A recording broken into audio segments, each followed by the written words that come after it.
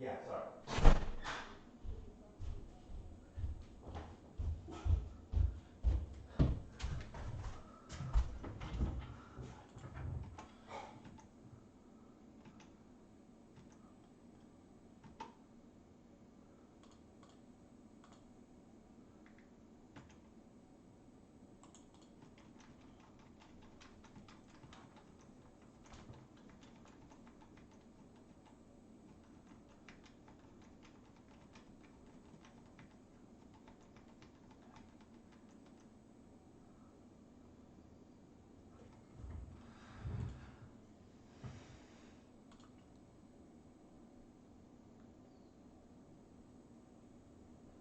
All right, so that worked out very well. We managed to stabilize at the non-multiple of three, right? We had four life, so pretty good. Like actually, to be honest, how that played out. Like we also drew the removal spell when we needed. Also learned like don't get greedy with Grist and keep uptaking. If you can, just take the creature off the board. So far 1-on-1 against Delver, I think I'm okay with that. And then 2-1 overall.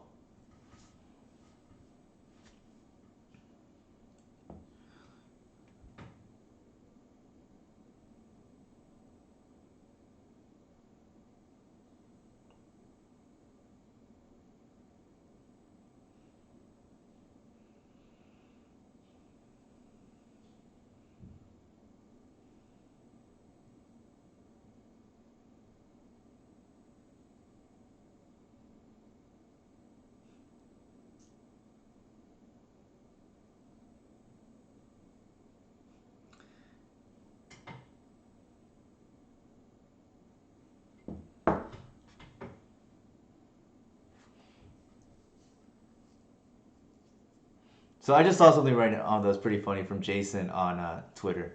I will respond later, but it's pretty funny.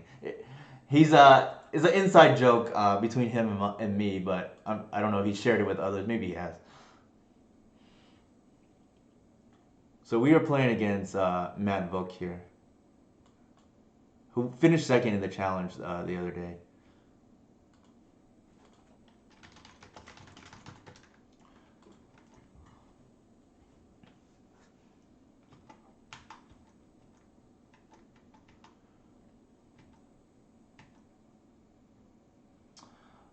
I think here we can save this, so I'm just gonna play the Once Upon a Time first and see what he does.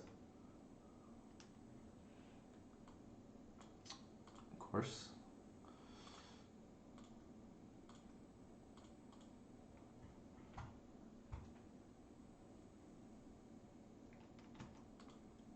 We are suffering from some lag here.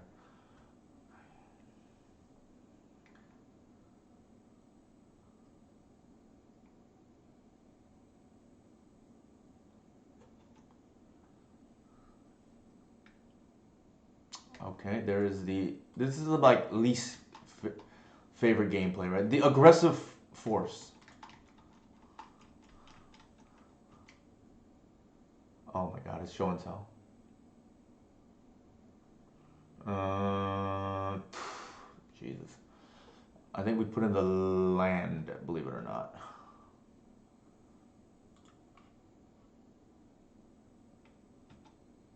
Ooh. Wow, that's really good for us.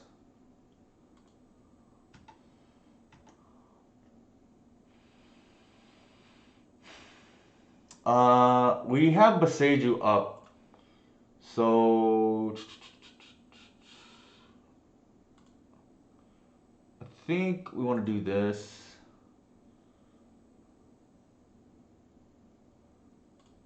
We can even do this.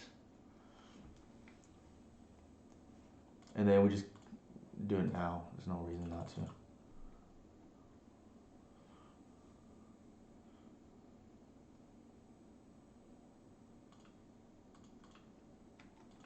We're gonna wait till next turn to glimpse.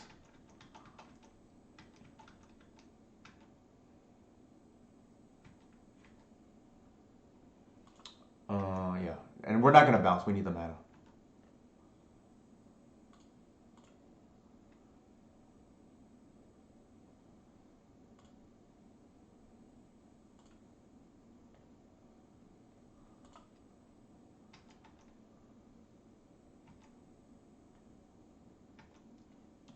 That's not what I want to see.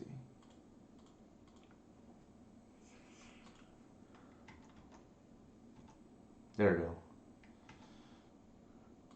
So if all goes well here, they will not get another turn.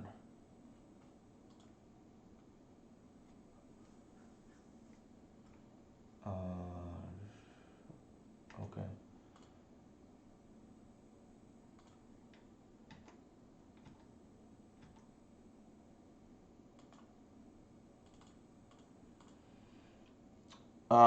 That last card in their hand has to be a creature, just based on elimination, right? I don't think Matt would play out the sneak attack for no reason. So if we do that, we natural order here for enough, I guess, right? 16, yeah.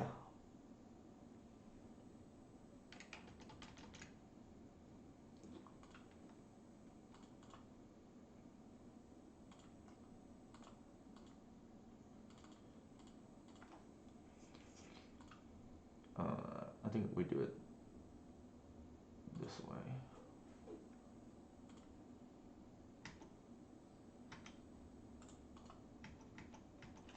So yeah, so that essentially is a double stone rain too, right?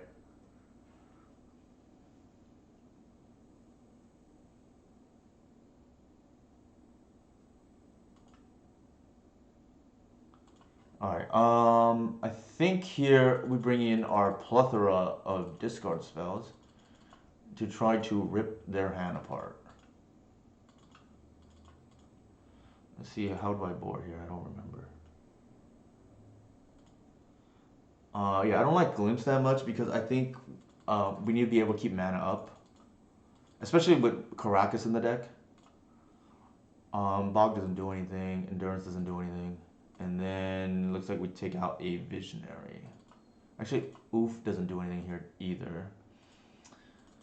Oops. The Vandal is interesting. I don't have it boarded in here. Actually, I do. What am I missing in how I board? Caracas is in.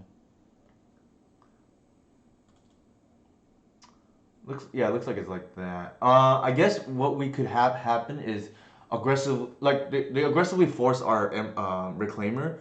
So I think we take the chance that we leave Vandal as a tutor target. There's also Pyroclasm and things like that. Overall, probably still worth it, I think, based on the derivation. Yeah, I'm a big discard fan. I know like people don't play discard anymore aside from combo decks. I just think it's a little bit undervalued at the moment too. I don't think we can keep this at hand. It doesn't do anything. Close. I think we keep just based on the reclaimer. The Boseiju is like relevant too. Definitely put this back and probably a land.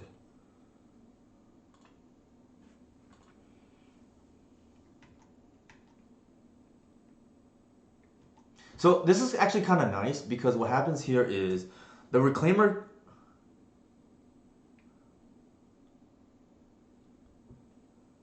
Yeah, for sure, Yogg. We're gonna run it out. If they want to force the reclaimer, they can. I want to be able to get Caracas on too. Obviously here, something to be afraid of is Clasm. Ooh.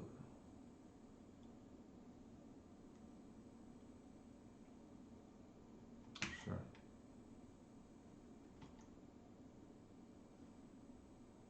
Jesus. We're dead.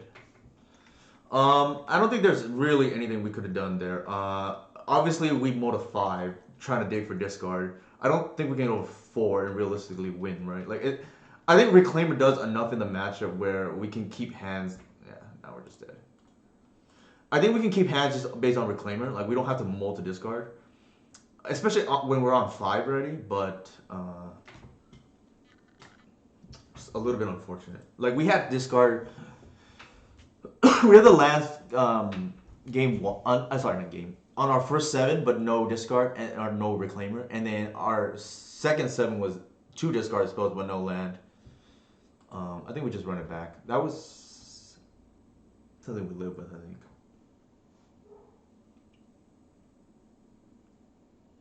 Yeah, and for those who never miss with Cabal Therapy, like you can play Therapy instead of Duress too, but I just think you will lose points against random decks like Reanimator, where they just have two things you care about, right?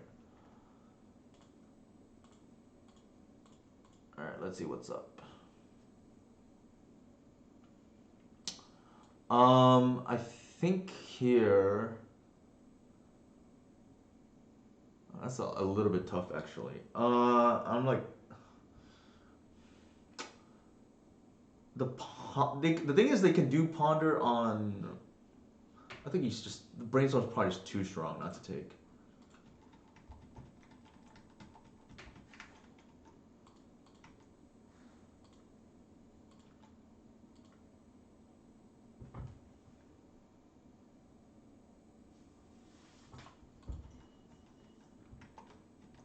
We get rewarded too. We have another discard here. I think here we save the Boseiju, and then we're gonna go Reclaimer into Reclaimer and see. I don't think they force. There's like no way.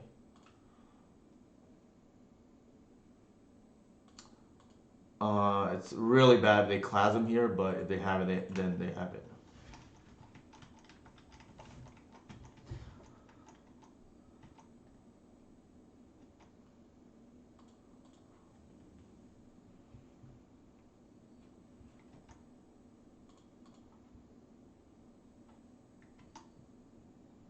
All right.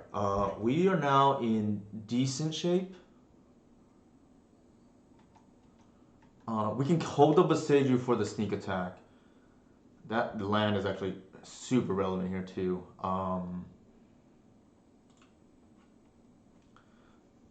I think what we want to do here is bash with the Reclaimer. Actually, yeah, bash with the Reclaimer, hold the other Reclaimer up, and then see what they do. We're probably gonna get the Caracas here.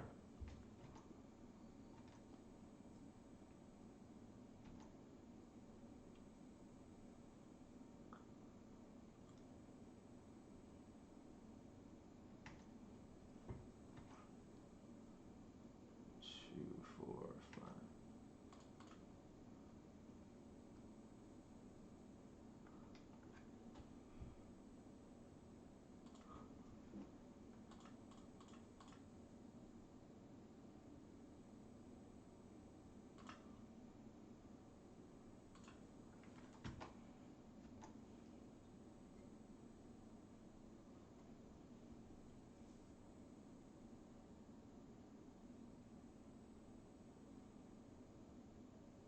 I think we need the Cradle to be there.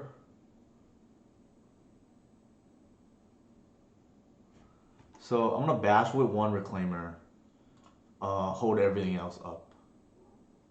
Like the Caracas needs to stay up because we need to play around a sneak attack here, right?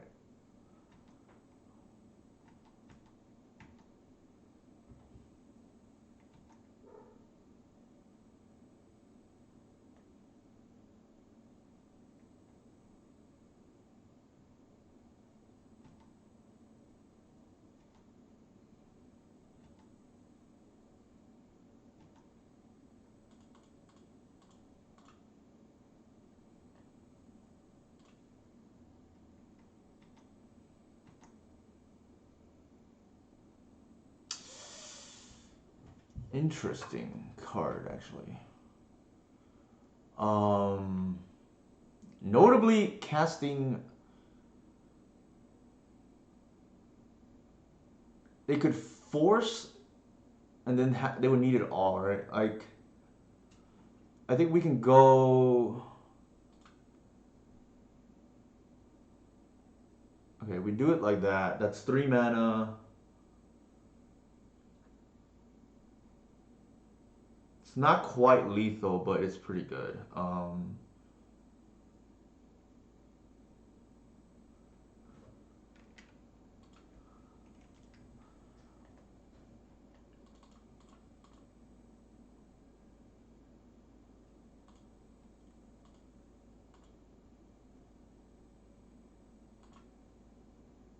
We're gonna protect the.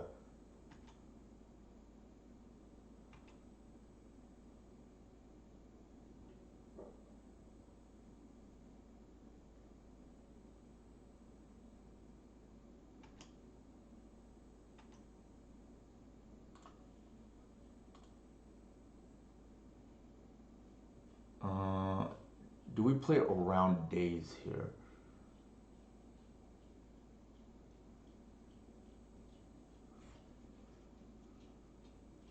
I feel like we do.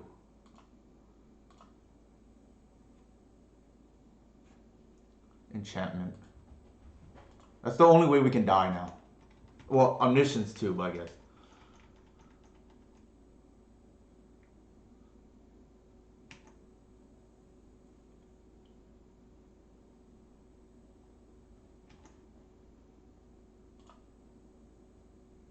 Oh my god, really?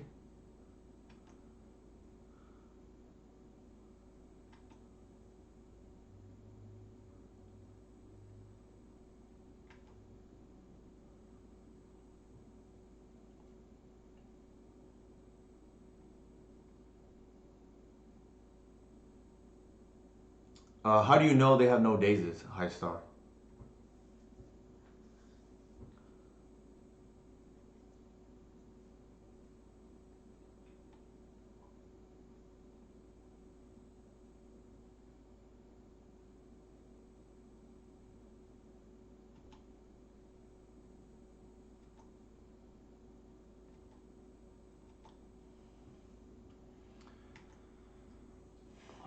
Wow, they whiff, luckily, off a 7.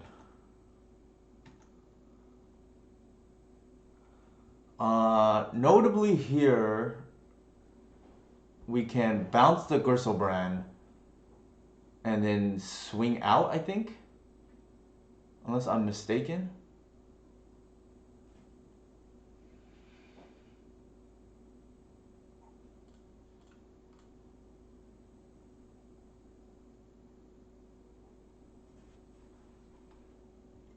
Maybe there's a bounce spell that I'm not thinking of. Let's see.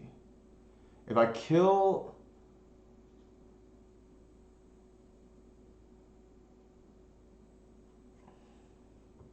If I kill the druid and kill the thing, it's lethal, I believe.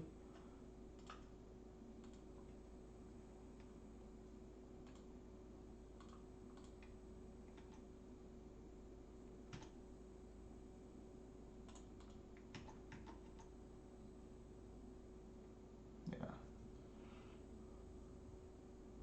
Wow, this is a very good match that just happened right now.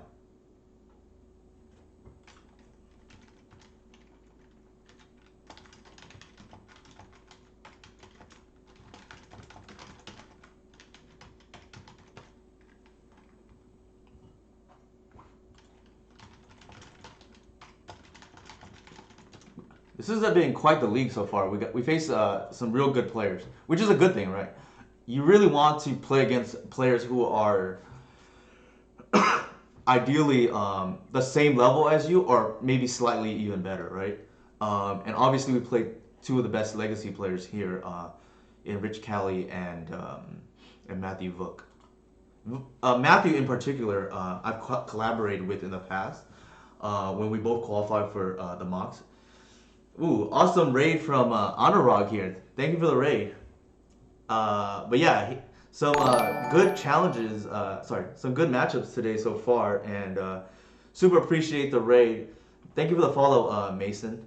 And here are my socials for those of you who want to, check out my Discord, Patreon, YouTube, whatever, etc. Thank you for the follow, Hypnotic Equinox. We are so far 3-1 with the loss to Rich on Delver. We beat TES round 1. We avenged ourselves, so to speak, right, against Ghost, who was on Delver round 3, and we just beat Sneak and Show round 4. So pretty nice start, I would say, so far. We beat the two combo decks, and we went 1-1 against Blue Red. We were playing against Xevious. I think the last time we played against them, they were on Depths, but I can't say for certain, right? Here, kind of a shaky hand to be honest. Like we don't have any ramp, so the glimpses are not on till later on, and the drive is kind of iffy here. I'm gonna mull actually, believe it or not. This is significantly better. And here I'm putting the visionary back because I don't have a second land drop, right? Like in case things go wrong, I think having the one visionary is enough, and we can find the Wirewood or the visionary with the second green sun. But yeah, super appreciate the raid from Anurag here if he's still listening. No idea if he is or not, but definitely the legacy community overall very supportive of each other. So here, oh, once upon another card. So ideally here, the once upon a time. Ooh. Okay, so I think what we're gonna do. Well, this could be a fetch down the road. I think what we're gonna do here is there's two lines. We can lead with a once upon a time. Hey, Anurag. No, it's going good. Thank you for the raid. I super appreciate it. We're 3-1 right now. 1-1 against Delver, and then I think we're gonna save this for the especially since they're on depths. Okay, we hit the cradle anyway, so kind of lucky, right? But it's going good, like for sure. We had somebody ring the doorbell in the middle, and then obviously Lou just barked like crazy, so I had to tend to that for like 2 minutes or whatever it was. All right, there's some lag going on. But here, yeah, we're gonna save for the fetch because you want to plan like 2 to 3 turns in advance usually. Oh, sorry, 1 to 2 turns in advance, and in case we draw the natural order later on, this being a fetch is relevant. Also because they're on depths, sometimes they will swords your turn one play, and that'll put you above 20 life, which is like relevant too, right? Okay, it's just not going well here.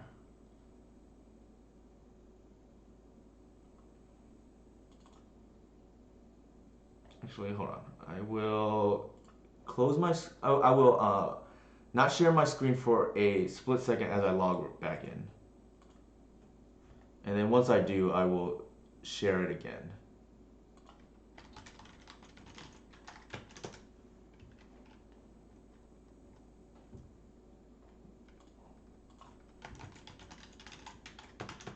All right, here's my shared screen again as we get back into the game. Is it me or is Moto just crashing a lot lately?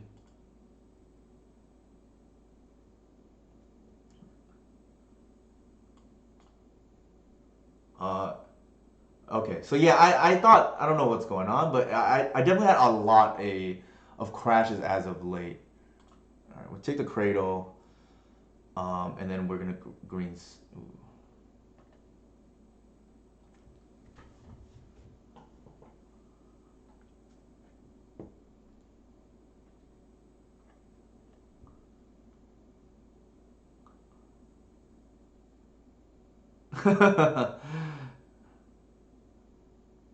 Yeah, I wonder if I need to restart again.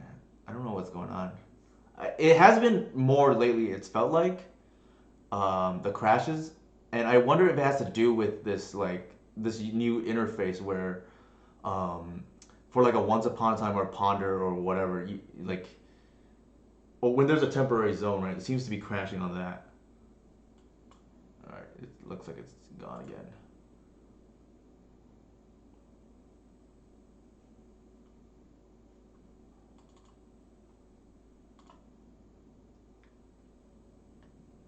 Yeah, I will again. I will temporarily change my not share my screen here as I type my password. But hopefully, second time's a charm. As we're trying to close up this 4-1, right?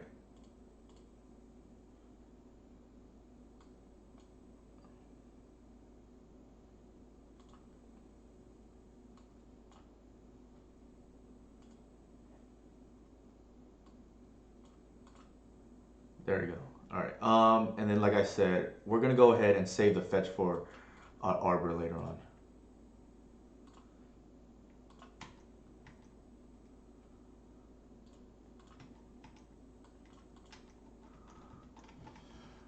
Yeah, yeah. That's. I mean, I haven't played a challenge in quite a while, but what did they put in hand? Two cards or one card, I guess.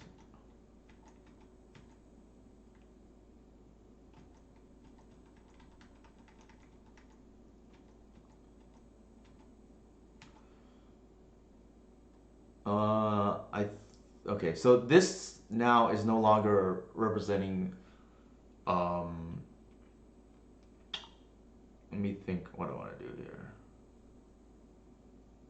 I feel like we just kind of want to ramp and then play towards a fast kill. So I'm gonna do that.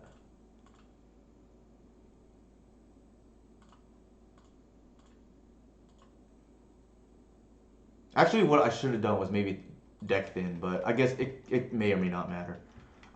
You save the fetch for the second arbor, but then both arbors are now gone with the line that we took. I feel like playing a visionary there on turn two is just not where we want to be in this matchup, given that game one is about speed, right? They know we don't have any removal, and like they have a library out too.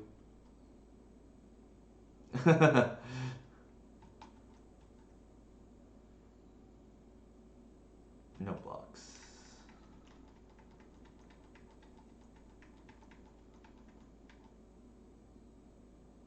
Knight, yeah.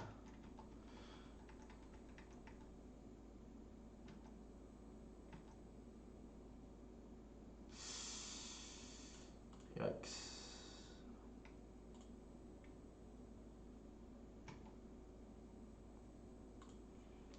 Here I think I'm just gonna tap it. If they want to waste us, that's okay. Oh my god, all the cradles. I think we will bog them now. I think.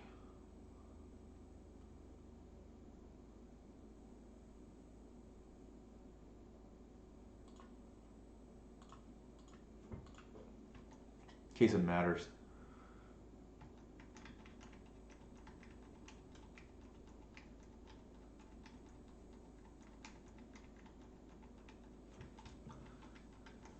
So a little bit of of regret not playing the visionary there on two now, but I believe it's probably correct what we just did, which is just a ramp, right?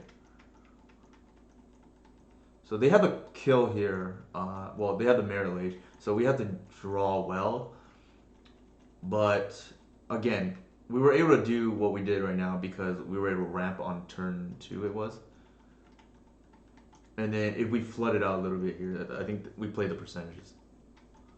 Natural order off, obviously off the top is very good here, and would still be lethal.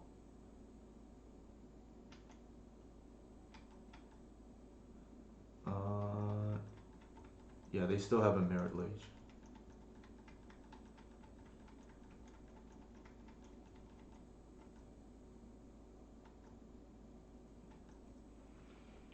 Nope, not what we wanted. Um,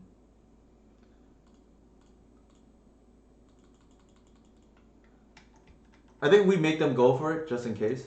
I mean, they will, but we'll see.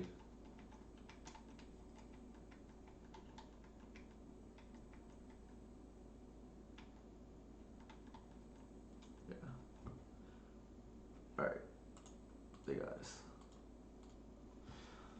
Um, I think what really won the game here is the library, and unfortunately, we needed a top deck well, and we didn't matter. But we needed a top deck well into a natural order. But I think our hand dictated that line.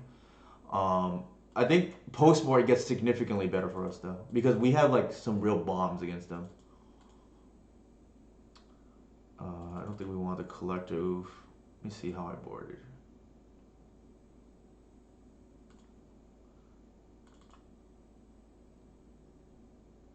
And I think I took out the bog, which is not that great. Yeah.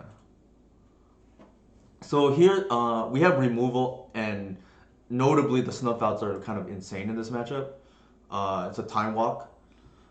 The murders cut like not pretty decent as well. Obviously, the one thing is that they have Gadok Teague. It's a little bit awkward, but I think more than anything else, I value efficiency at the moment.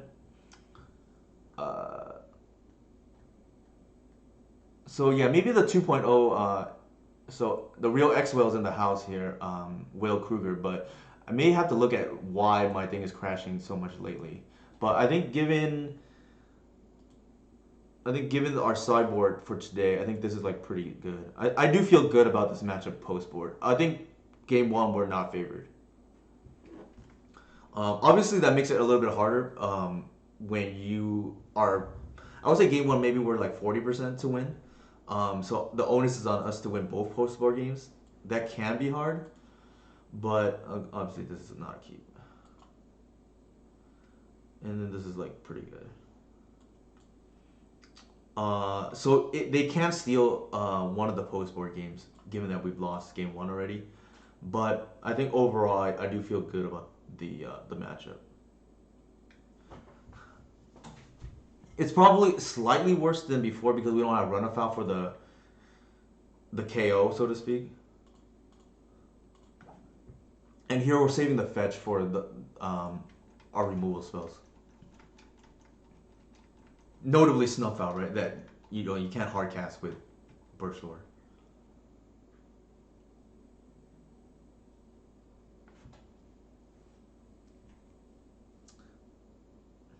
The dog will be happy as my wife is on the way home, so he'll be happy to see her.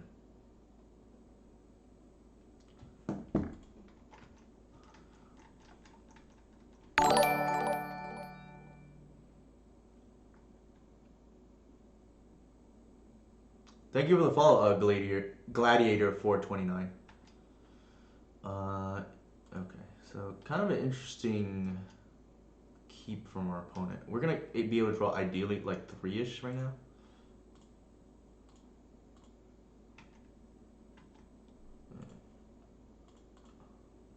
I think we're gonna go for the blowout play here.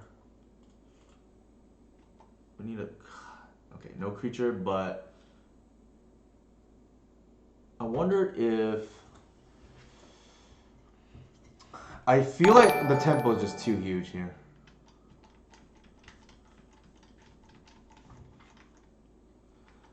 Thank you for the follow, Mankey. Also, if they have another land, we just get blown out by crop rotation. Sure.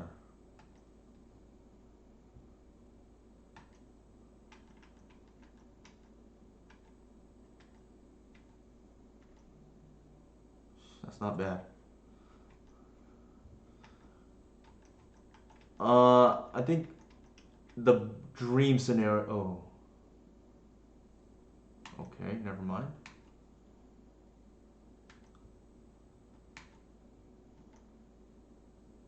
Yikes. All right. That is very awkward for sure. I think we are just dead, right? Like,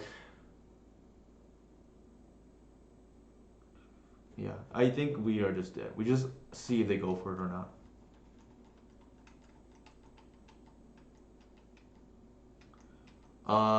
More than anything else, there, I think our glimpses just drew really poorly. Like, I think in most situations, I would have been happy to untap with a reclaimer there too, but they had the removal and we whiffed off the glimpse. Yeah.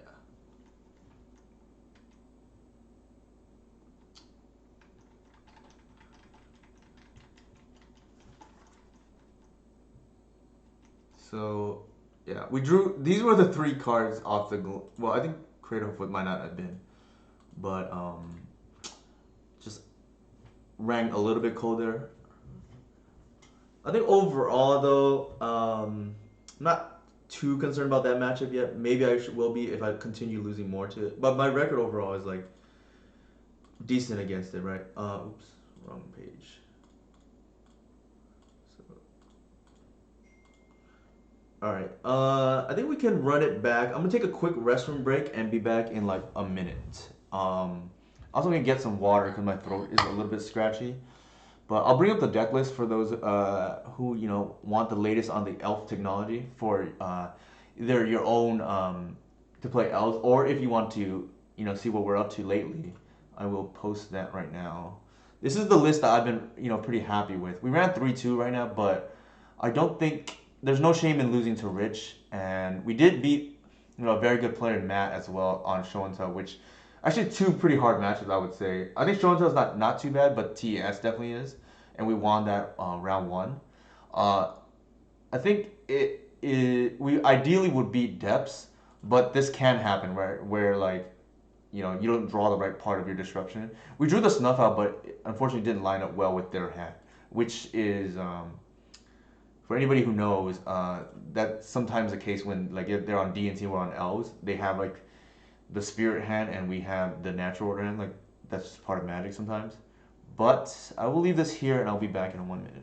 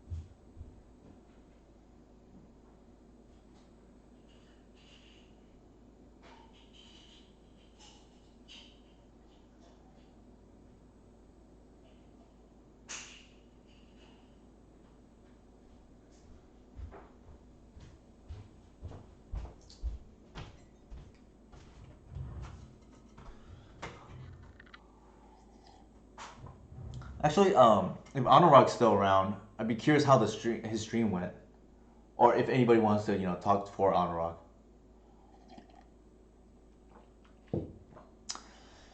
Something I want to talk about too, for those joining in from Anurag's chat or a stream, is the flex spots in the sideboard. For me, I consider the main deck pretty solved at this point. I don't see any big changes. Obviously, like you can swap between Archon and Progenitus, depending on your meta. I know there was some stuff on Twitter that I have not responded to yet from Jason regarding about the ceasefire, but I will do that later. I got a lot of notifications on that, but regardless, I think the slots that you can consider kind of set in stone, so to speak, for elves is the third natural order target in the sideboard, whatever that may be, right? Either Progenitus or Archon. Obviously, the four Thoughtseizes, because I think they're just too good against control as well, in addition to combo. Like, the flexibility is really nice. And the three Endurances, I would say, are pretty stock. So, that's what, 8 cards? Um, Everything else, there is some wiggle room. Like, this doesn't have to be additional discard, or you can play Therapy if you want. I personally think Duress is now has surpassed Therapy in terms of like how good it is in Legacy, because I just don't think you can afford to miss. Like against Reanimator, for instance, you have turn one Therapy, like you could just lose the game, right, if you miss. Um, Also, they can be like Mindbird Trap or Leyline in the Void or whatever you want to be. The removal split is like the thing I've been getting the most questions about lately, because it's like relatively new. Um, the reason why we are running these more narrow removal spells is because Boseiju is in the main deck now, and we don't need the flexibility of an Abrupt Decay or a Assassin's Trophy anymore, right? Because of Boseiju. Namely, I don't think Abrupt Decay is like anywhere near playable, by the way. So for those of you who love Counterbalance, um, now would be like a decent time, right? Like, because I'm not even, I don't even have any outs besides the Boseiju for Counterbalance. Thank you for the follow, Duchess MPB. One sideboard crop rotation is something I played like the other day instead of the duress or instead of the mass vandal. This card is like a flex spot for the. I've been seeing like John Ryan Hamilton post Tokyo Drift, the list that has been doing very well for Moonsambi lately. And this is a concession to that deck. It's a concession to lands. It's a concession to that deck. It's concession to lands. It like can be like a cheaper rec stage because the only thing out of DNT I think you care about is Agite, and there's a big difference between Agite connecting and you having 3 mana or 4 mana, right? If you don't have that 4 mana to Green Sun for, you probably just lose on the spot. Like honestly speaking. Thank you for the follow, Bruno.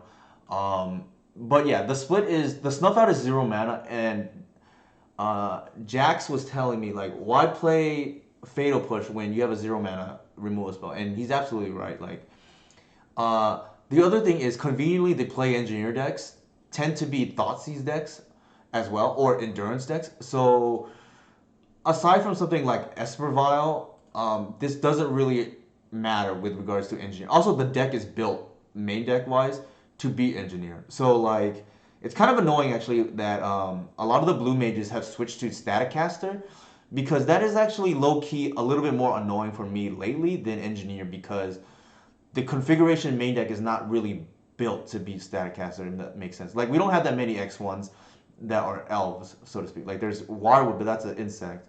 There's an Arbor, so Static Caster hits everything, right? Like that. It's also Flash, which is kind of interesting. Notably, Engineer dies to Cabal Pit, but Static Caster does not. So it's even a little bit awkward there, right? We can't even play the Cabal Pit if we wanted to.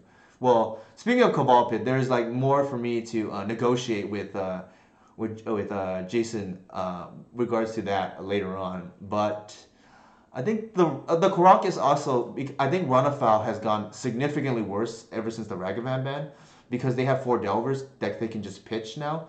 So their Murktide region is likely to survive. But I think in hindsight also, I think it was probably malpractice to not squeeze in the Caracas, given that we have, 8 tutors essentially for between Green Sun and Reclaimer, and you can even count to a small extent the copies of the Once Upon a Time. But with that said, I think we can go ahead and I'm gonna run back the same list. What you saw there with the test deck in Legacy is 60 lands, by the way. The reason why I was doing that was shout out to Inigo, who was helping me with some of the stream setup earlier. So I was just using that as a what is it called, to start a 1v1 game, so to speak, or just a single player mode is what I mean. So we'll see if we can improve on the 3-2 finish we just had here.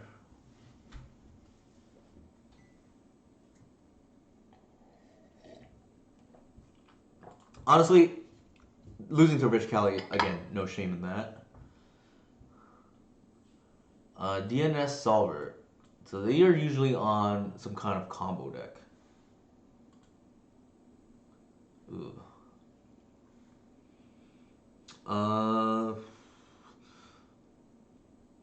So my argument for keeping this is we're already at 6, and I would probably keep this on 5.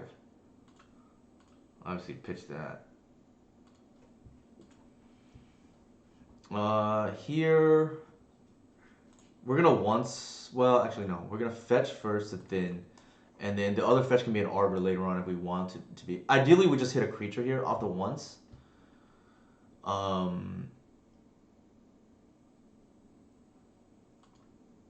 My opponent is saying, wait, shouldn't you be DQ'd? There are no mulligans allowed. So I don't know what they're referring to, but okay, kind of awkward here, right? Ooh. The progenitors Actually, we should not have fetched because what happened was we bottomed. We knew we bottomed one card, right? So a little bit awkward. That was a misplay on my behalf, actually. Like we don't want to see the progenitors, which is guaranteed to be the bottom card. And we actually got super punished.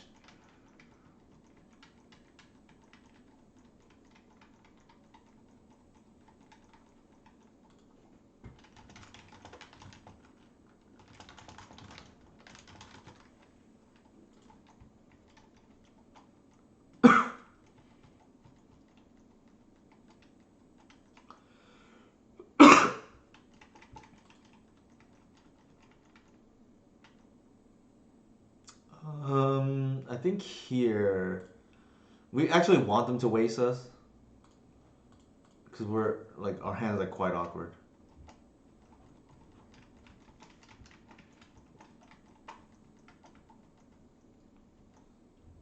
Also, they waste us. Luckily, now we have the cradle, right? Like that we can hard cast the hoof down the road.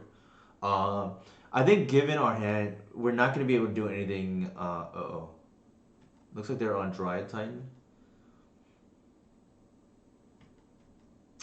That is gonna be a problem.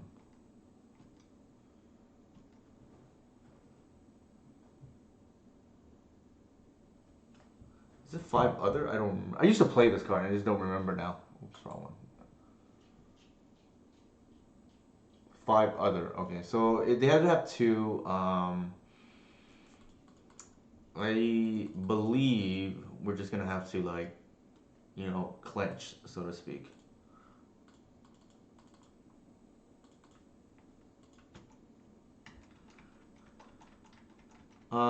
This definitely game one was really awkward for us here.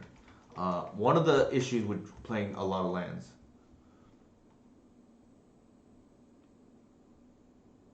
Oh shoot, that is not good. Also, doesn't help that our opponent knows what we're on, right? I think we're probably just dead on board, to be honest. I don't think we can beat this, especially given our hand.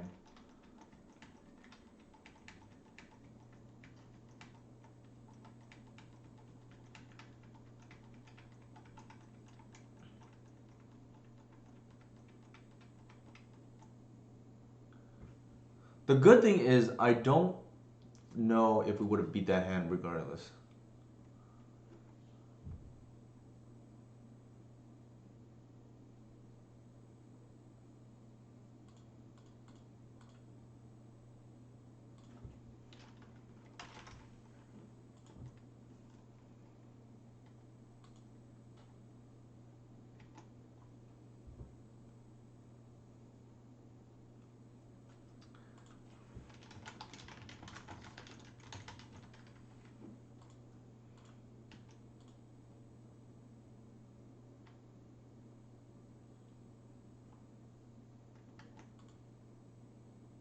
When the arbor is getting frisky, things start to look dire.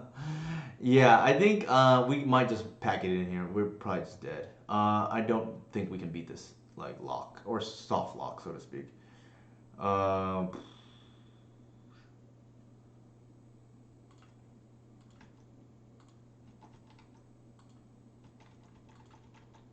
oops, wrong one. I think we might just be dead here, right? They're just gonna like hit a whole bunch us. Like they fetched. This is what 4, 5 damage here already. And then they, put a few more lands into play, so to speak.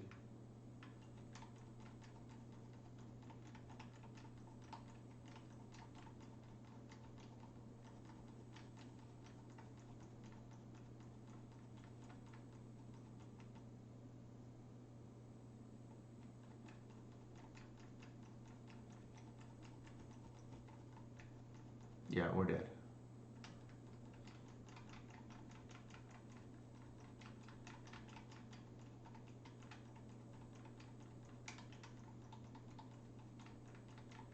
I guess what we're looking for here is to see if they actually have the fetchables. I assume they do, but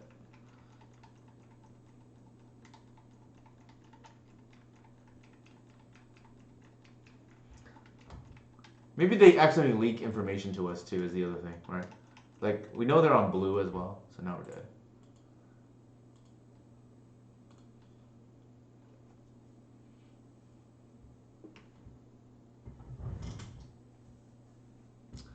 For those who are curious, actually, DNS Solver is the person maybe I should be thanking because the reason why I started to play Reclaimer in the first place was because I saw, I think it was them that top 8 at 2 challenges in a row right after Reclaimer got printed in Hogak Depths.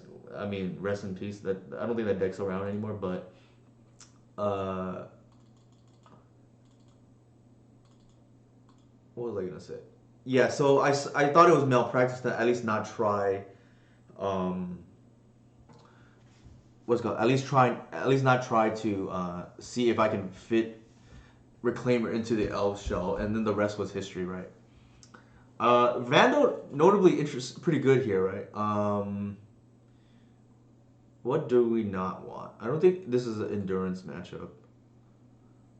Bog is like interesting because we can tutor for it. I don't think we want Shepherd either.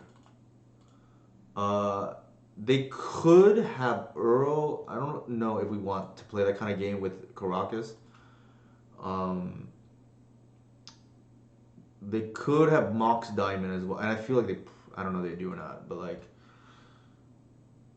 maybe we just don't play without the collector oof, and we see it game 2 we boarded in game 3, and then I think we keep one Shepherd over that. I like that better than the oof in the dark, right?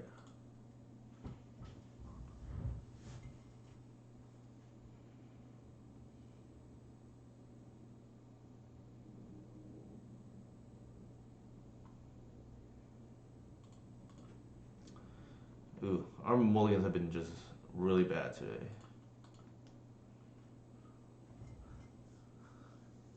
I think we'll keep this. It's kind of a speculative keep on the Vandal, but I feel like it's going to be live.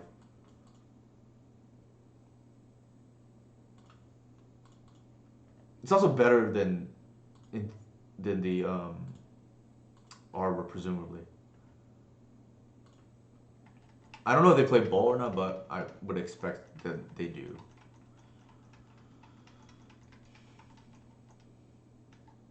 Also, they could just Wasteland an Arbor, and then that's one way to turn on the Vandal.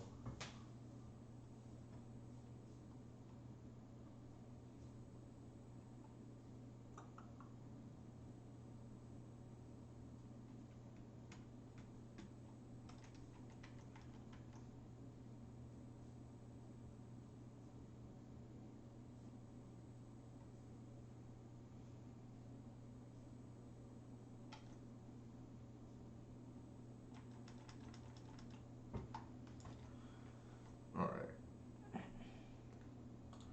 Yikes. A little bit punished for not fetching um, the swamp there.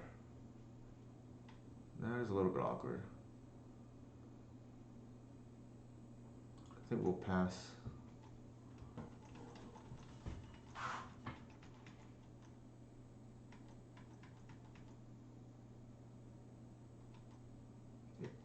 Turn 2 didn't do anything. That's interesting. Alright, now we're really punished for not fetching the basic there. Oh, I think it's probably Hull Breacher?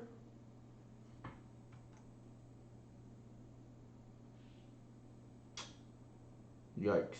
And we're like super punished here.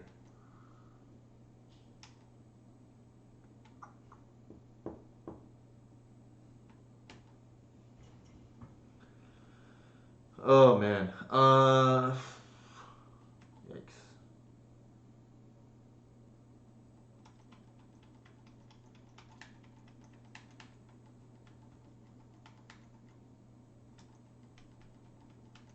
That's um the advantage that you have when you have a deck that's off the radar as well.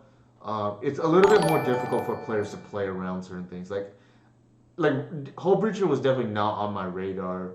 Thank you for the follow. I am the Sam Squanch, But to be fair, well, we didn't have the snuff out too in the opening hand, so I felt like we played it kind of conservatively, and we just drew into inconveniently drew into the snuff out when we, fetch more conservative with the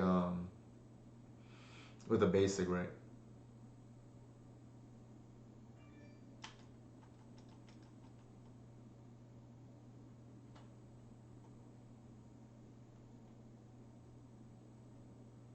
The historically speaking, at least these type of decks have run Wasteland in the past. So there's that as well. But we did not see it for what it's worth. I believe game one, so maybe that's consideration in the future. I feel like we've already lost this game based on the way that's it's played out.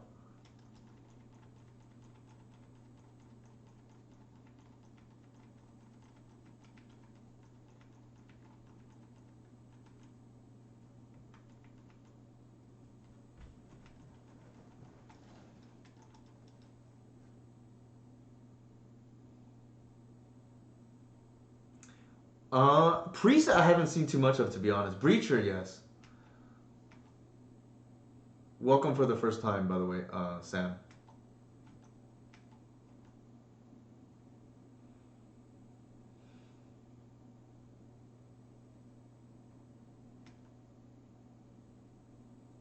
I don't think we do anything.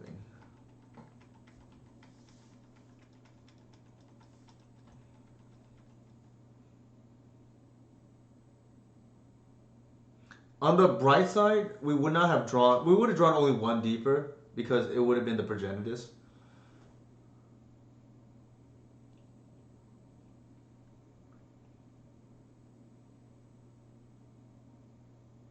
But still, I feel like that's got to be Leo. Actually, maybe not. I don't think they would get a redundant thing, so I'm gonna dare them to get Leo. I don't think that's what it is.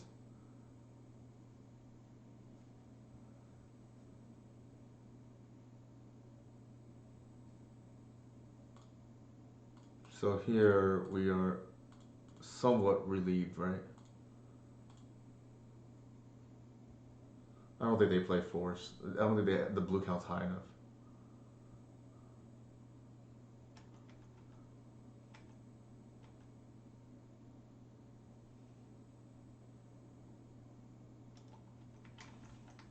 So again, right there, pretty rewarded to be honest for holding the snuff out. There was really no reason to do so. I think here, again, similar situation. I do think we want to get the. I do think we want to get the reclaimer down though. So I think we shields down for one turn.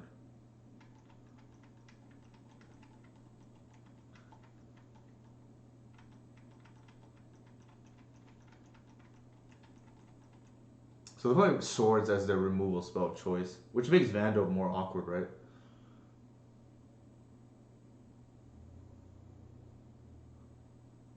But like I said, I think we probably already lost.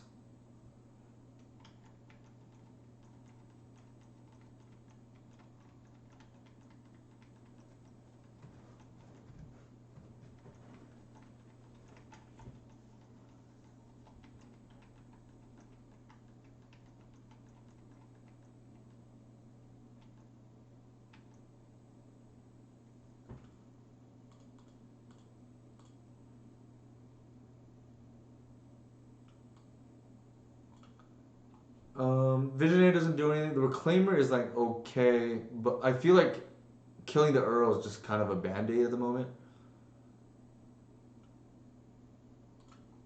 But I feel like we have no choice.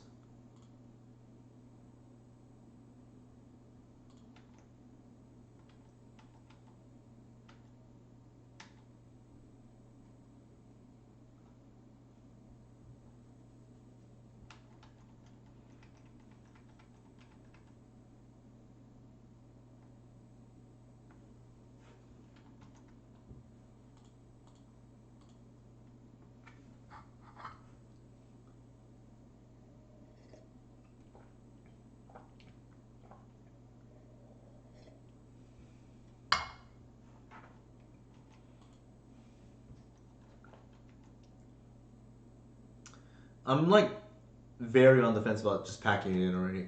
I don't see a winning route is a problem.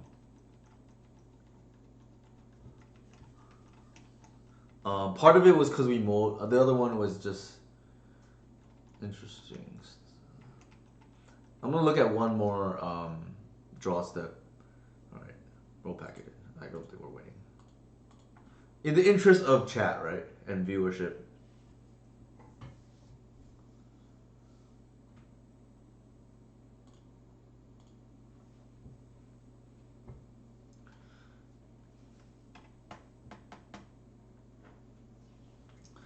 Oh, one start.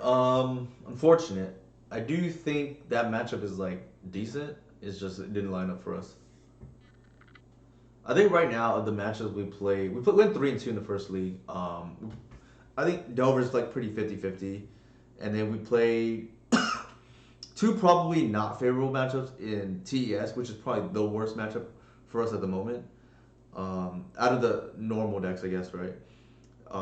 Show and tell, I think, is a slight disadvantage because you're likely to lose game one. We happened to steal game one, which was nice.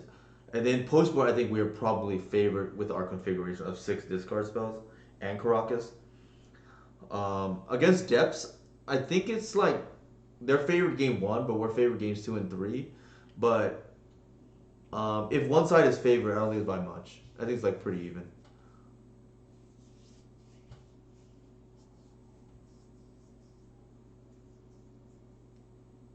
Here's the list again for those curious.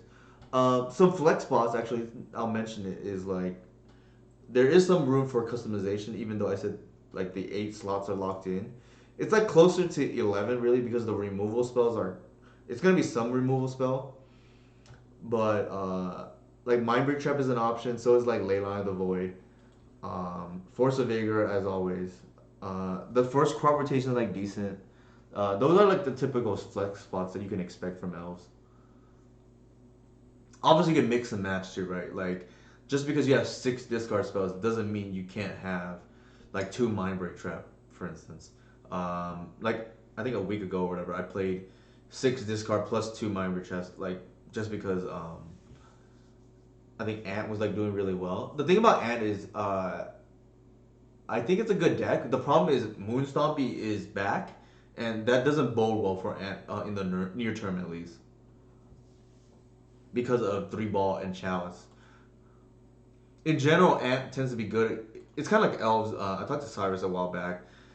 He kind of compares it to Elves because you do well in like a traditional winners meta game, but it kind of loses like Elves because it's a turn 3 combo deck.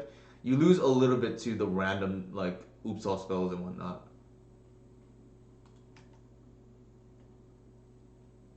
So R Hoover 89. I don't know what they're on, but I think this is like an okay hand otherwise. Right? Looks like 3 lands.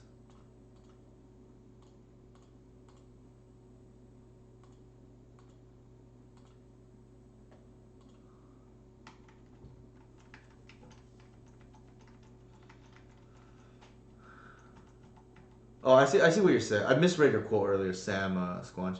Yeah, having containment priest is kind of annoying to have in your metagame. To be fair though, ooh, did we get the buy? I think we might have. This is, I would say, probably the best matchup for elves, and their worst matchup.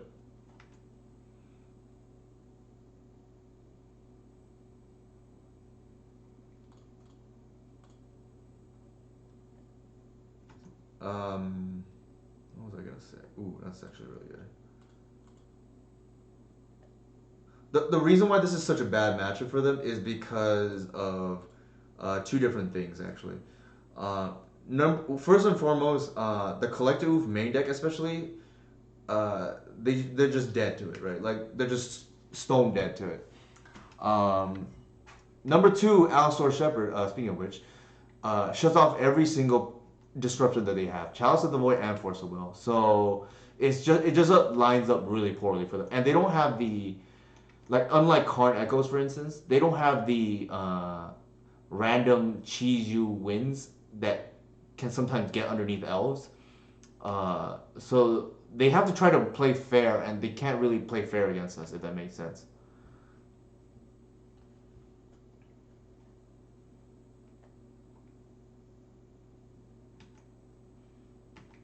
Like Thoughtcast drawing two cards is like nice, but the elf player is often drawing like three cards a turn, and especially with the shepherd, right? Like they can't really stop any of it either. At least not pre-board. Like they're typically down a game, right?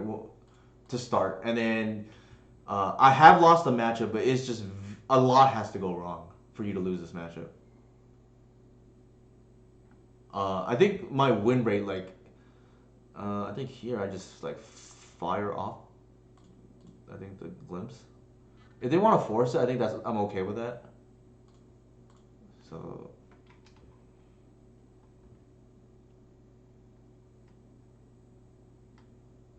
sure.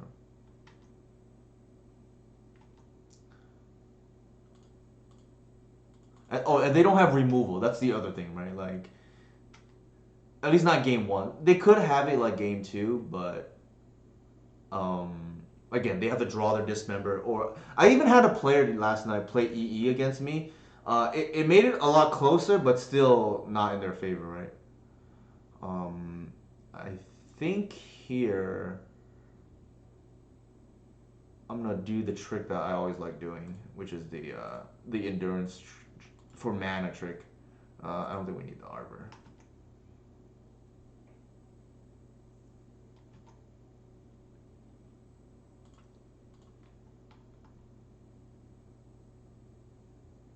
Mm,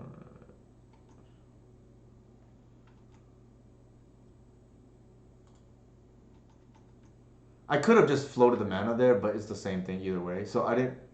It doesn't matter, right? And we're just goldfishing here at this point.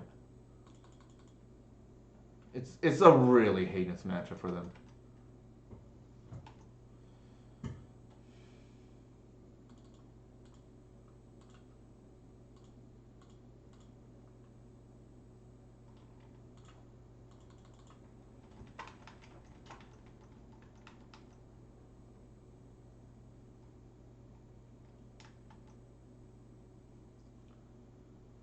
I guess I'll just play that. How we win now is kind of irrelevant.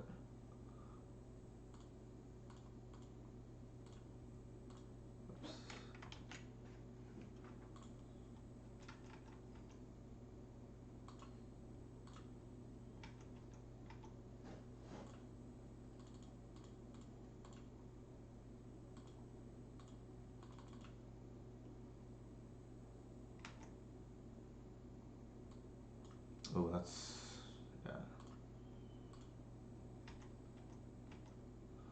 The reason why I didn't play the second glimpse, by the way, is because I wanted the mana. Maybe they're just conceding. Oh shoot, it's lagging again.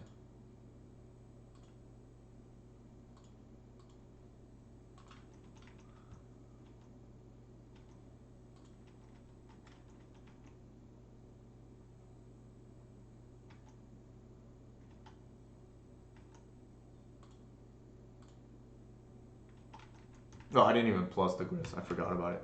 I kind of assumed the match is over. Not the match. The game is already over. So like yeah. I mean, they should be conceding here. I think we have like 30 power on board at least.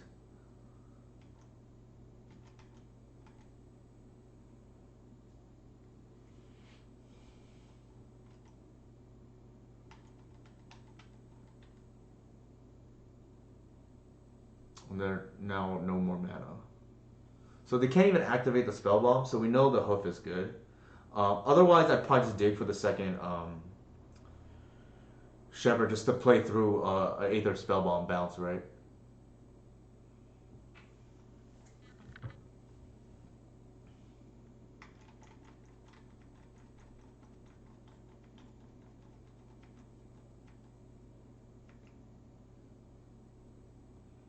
Okay, that doesn't even work anymore because, well, they could theoretically still have force, right?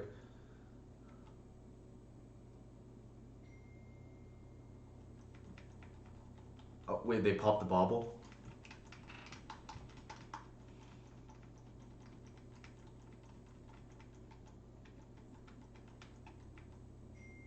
But again, no mana for the spell bomb at the moment, at least.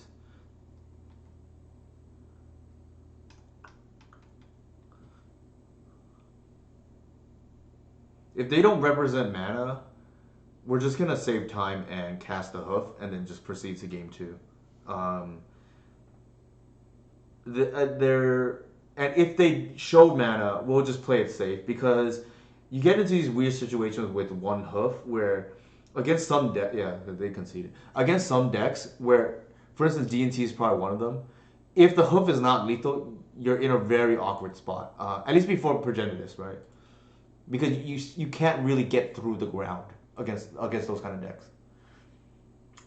Notably, they have Thopters, so it's kind of similar here, but not exactly the same. I think these are not good, so I'm boring them out. The Snuff Out I think is like pretty solid. So is the Vandal. The Caracas is like potentially relevant if they have like an EE lock, and then we can trim one Waterwood probably.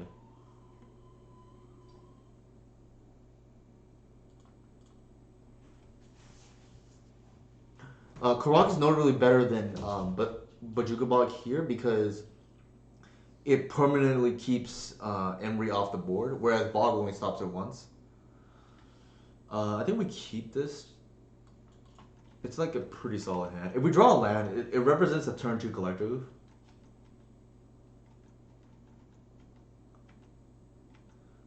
Land do nothing is a little bit alarming. It, I feel like it's a removal spell, so if it is, I'm gonna run out the Druid.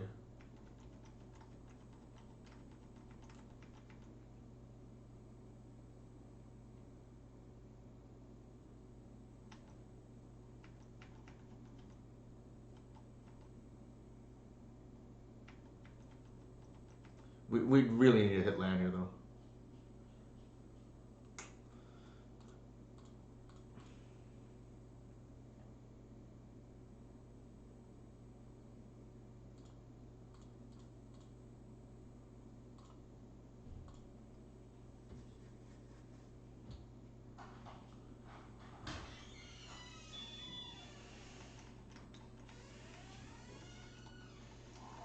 So it's interesting that they kept it unlicensed first, which I don't think is great against us, to be honest. Like, we don't really use the graveyard.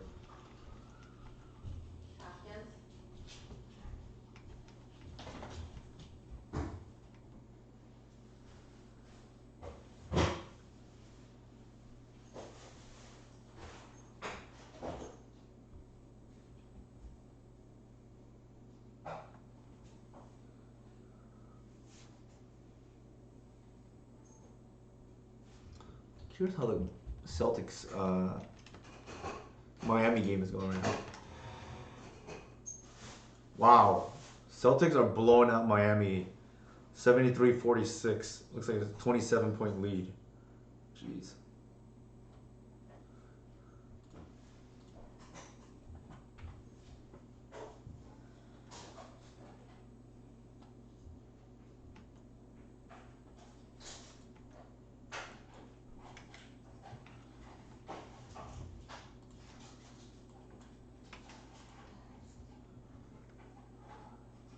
Might be a Cannoneer here, looks like.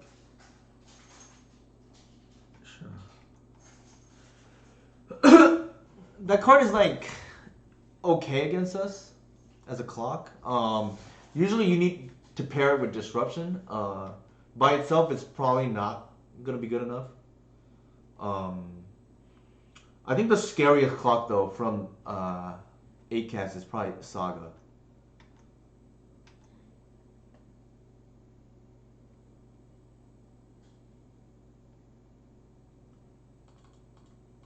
So I think here we're gonna have to try to race the Cannoneer. So I'm gonna just fire this off and see where this lands.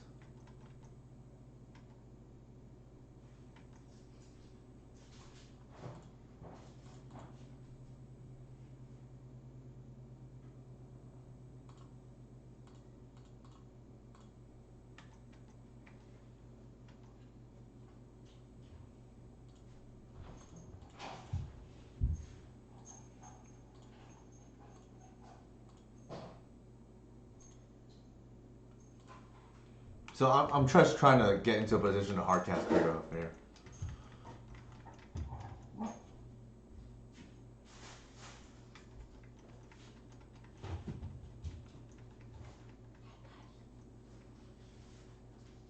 It will be interesting though if they, I mean they should pump the Cannoneer here, right? Pre-combat for more damage. Also, like you never know if I'm just gonna randomly block with the Arbor.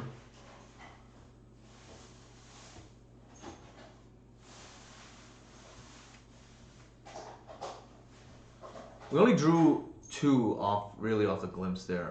Kind of an awkward. Uh,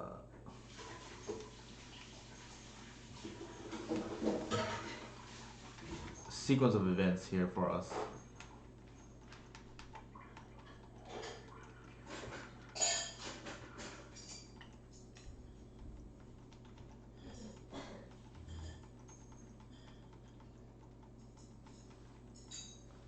We still have one more turn, I think. Like, we'll see, actually. It's a 6/6 right now. I don't think they can get it high enough to where they can kill us next turn. But, I mean, famous last words. Hey, Mike, how's it going? We went 3-2 in our first league and 0-1 in this current league. Our loss was to Rich Callie on Delver and to Xevious on Green-White Depths. We beat Blue-Red as well, and we also beat Matt Book on Show and Tell, or Sneak and Show, and then we beat TES, which is a hard matchup, I think. Because they don't use the graveyard.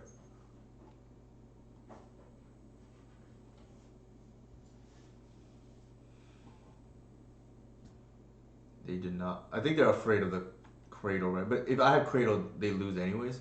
So they should have attacked there.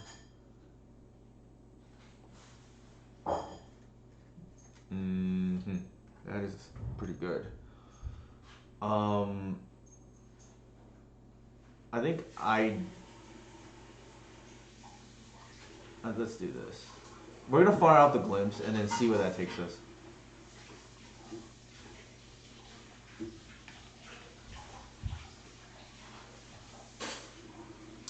Ideally, we just draw into the Cradle and then we can hardcast the Cradle Hook. Uh oh. What is going on here?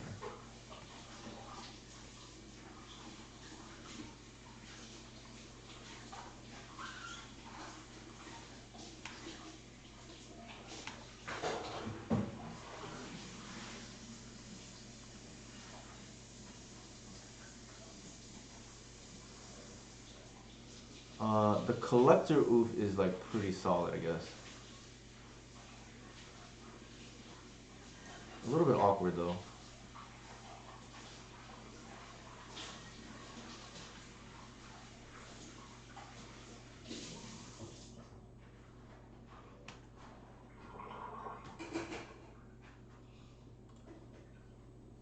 It's a 6/6.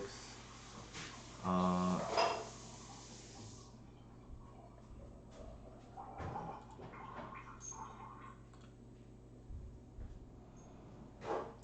Alright, there's the Cradle that I'm looking for. And I'll just pass.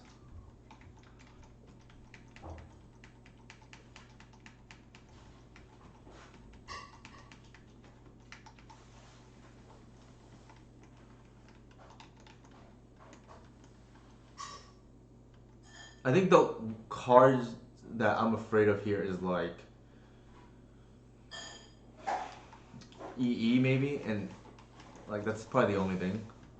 I don't want to jinx myself too much, but alright, they're gonna needle the Shepherd, which is fine. It makes sense given that they saw the Cradle. But they don't know about the hoof in our hand.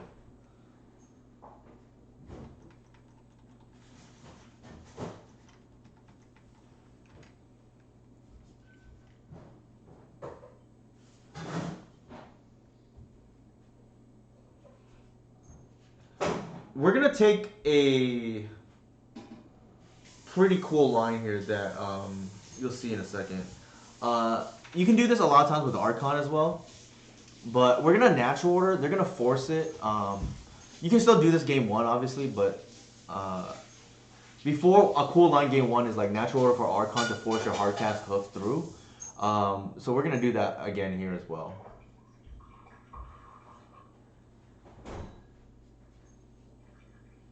So yeah, so they have to bounce.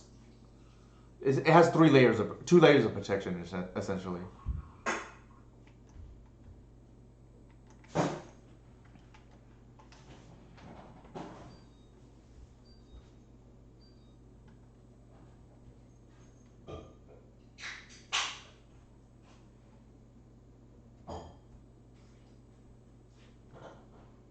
How big is this?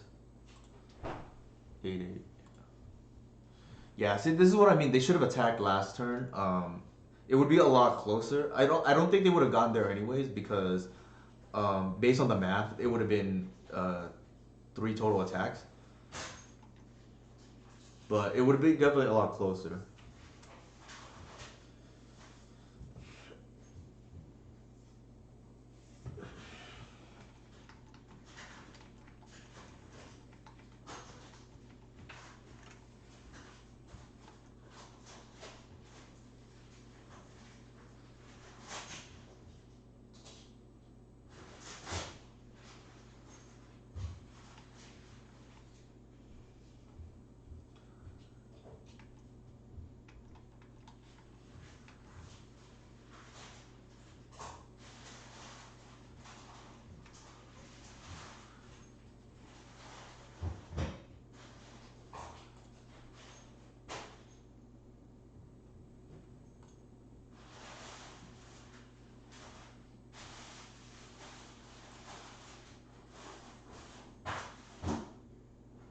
We're gonna name instant first, so nothing happens, and then we'll hardcast our hoof.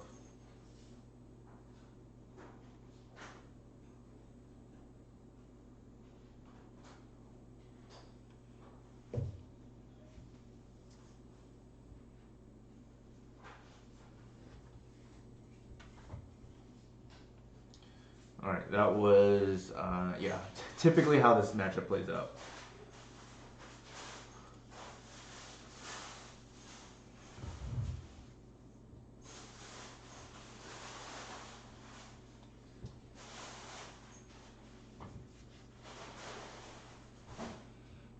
Actually, I'm gonna take a quick restroom break for a second, and I'll leave up the deck list again. I'll be back in a minute.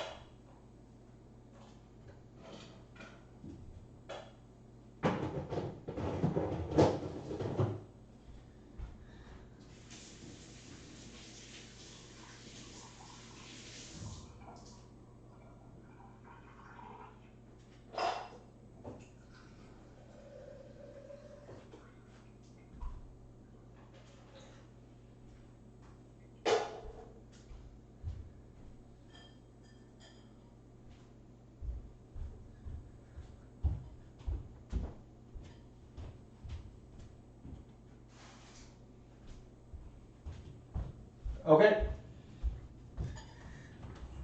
Just fed the dog. So I figure right now would be a good time to, I apologize for eating, but it's the only way the stream continues. So we'll try to multitask as we've done in the past a few times. Shout out to the wife for being the MVP of getting food, obviously.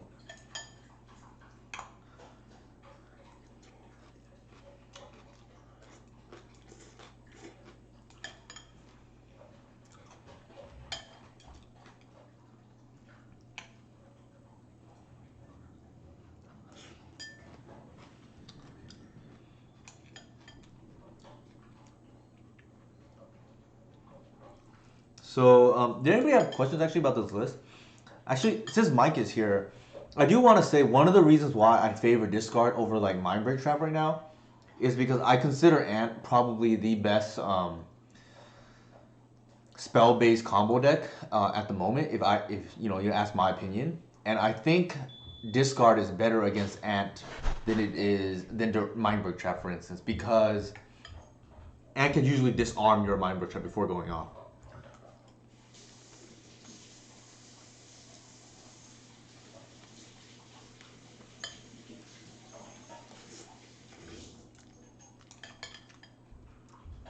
It's notably better against Sneak and Show as well, right? Whereas Mind Trap is like very flimsy against that deck. Also against Doomsday.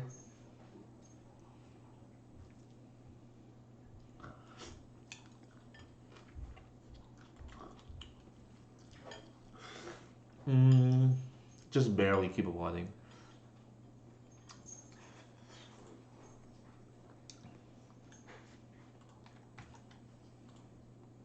I don't love it, but I only kept it because of the Green Sun. So if they don't have removal or wasteland, then our hand gets a little bit better. Also, we could just top deck a land, and then there's that too, right? So a couple of avenues. The worst case scenario is you have a bolt or plow on Arbor, and we miss land drop. Okay, there's that too, right?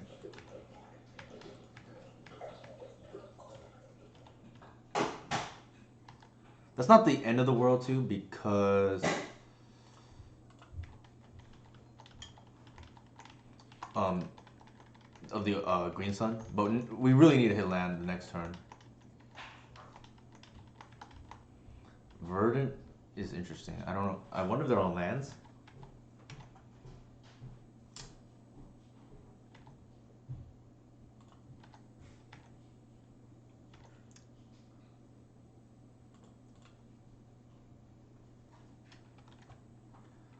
And then we're just gonna yield through the turn.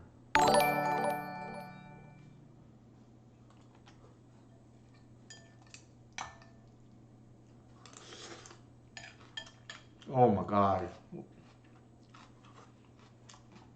Thank you for the follow looks. I don't know why. I somehow always pair into all the Pox players. I really don't know why.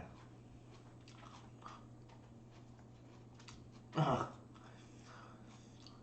Oh man.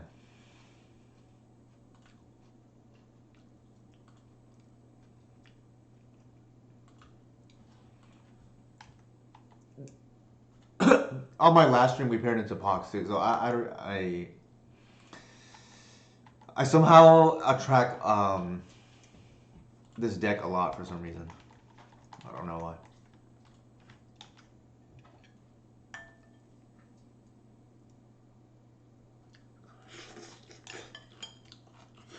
Oh, good, Mike.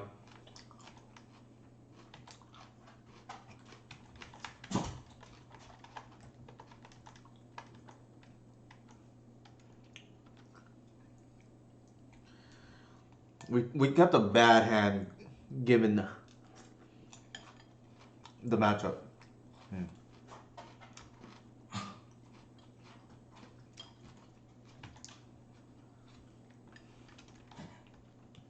Probably lost. We'll see.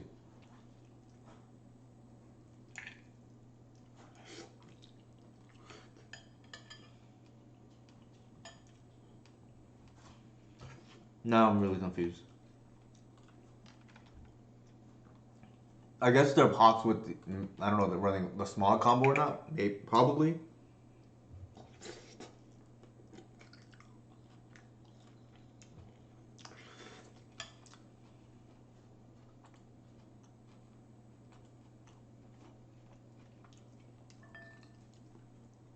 Also, the thing, Mike, um, I'm sure Mike knows, but we didn't really like touch upon in the elves versus ant matchup. Usually, it's telegraphed when the elves player has Mindbreak Trap too, because like, why else would the elf player keep the hand, right? Pretty sure we're dead.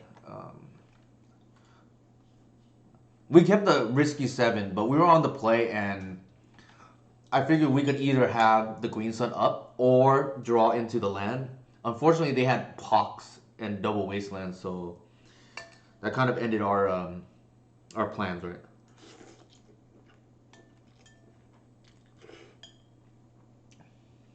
That's really bad for us too.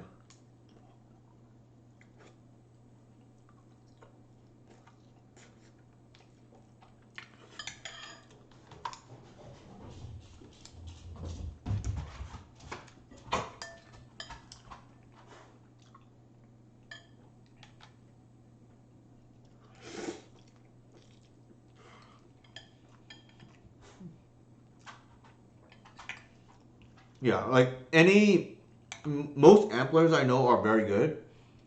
They can sniff a mind break trap coming, or in hand, I should say. It's probably the best way.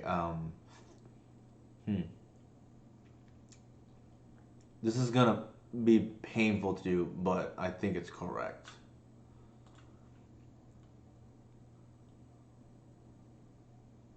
Wow, they gave us the window to do it. We probably do that, and then we get at least something on the board.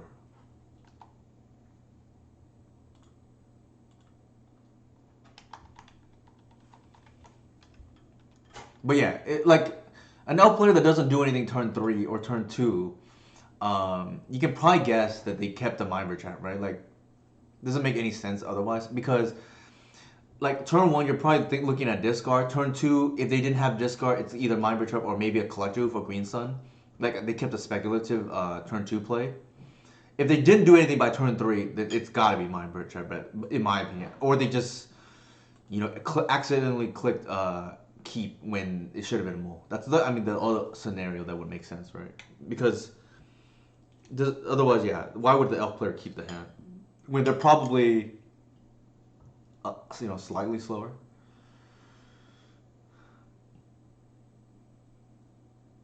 Wait, what? Why didn't they just smog themselves?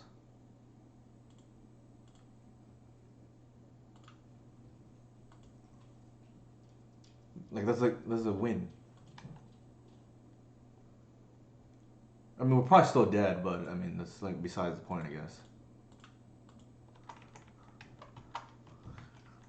This has menace too, which is crazy.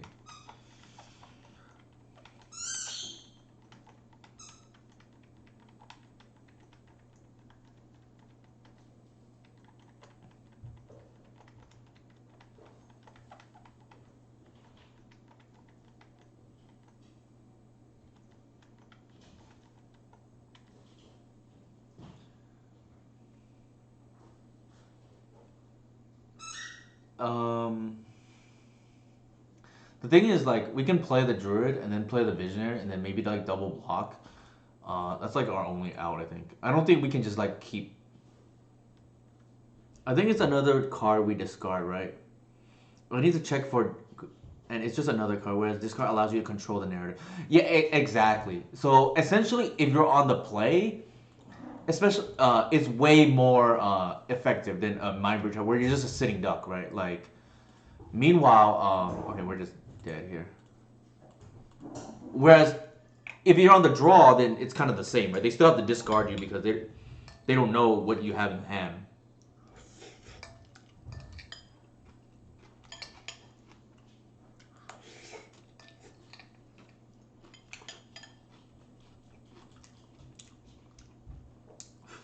And usually, if the ant player walks into it, it's not because they didn't know about it. It's because they have no choice. Like, I usually give the benefit of the doubt to the ant player that the only reason why the mind bridge work is because they just are forced to go for it, right? And they're just forced to go for it, and then like if it just so happens that the guy or girl doesn't have the mind bridge up, then maybe they get there. But their hand dictates that they cannot wait any longer. So they knowingly will walk into it, but that's the best they can do it a lot of times, right? All right, so I think the murderous cut is like good here. So is the vandal. Actually, what did we even see? We didn't see any artifacts, so maybe not.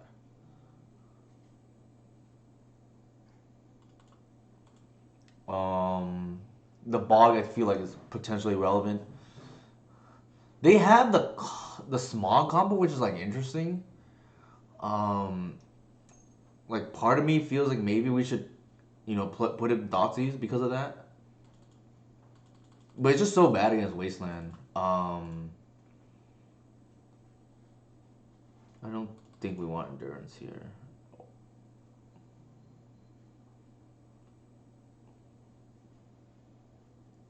Uh, I feel uh, I feel like against these kind of decks, Glimpse is not very good. Yeah, we played against Curses the other Pox the other day with Inigo, and I think we settled on the fact that I don't think it's like very good here, the Glimpse of Nature. As well, especially since given that they're on the smog combo. And then I think this is fine.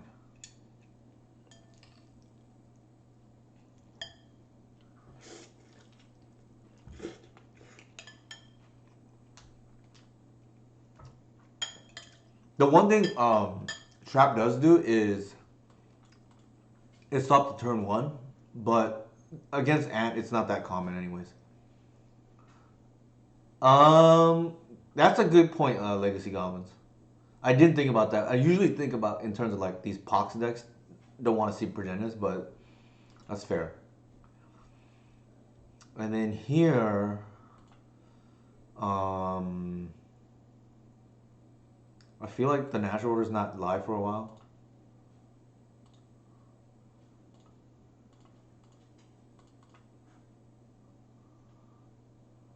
So they did have. Wow. Okay. What does this even do? Oh, it's like a interesting bob, I guess.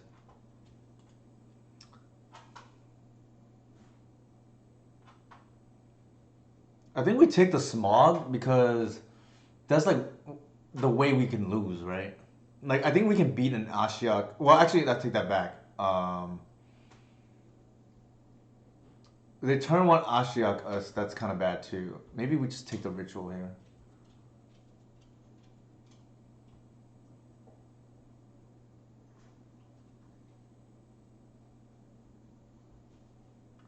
Yeah, I think we take the Ashiok actually.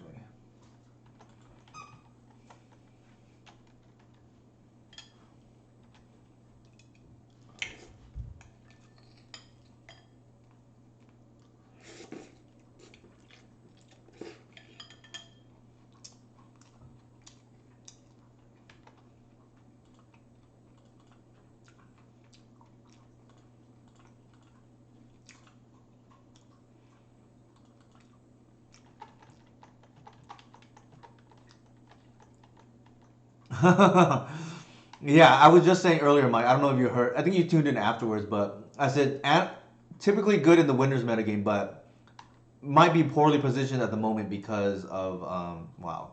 I have a second one because of moon stomping being super popular.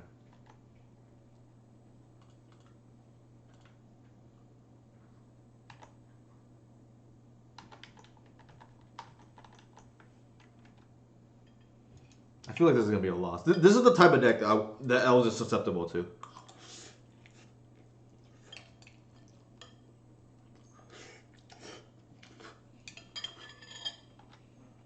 Oh,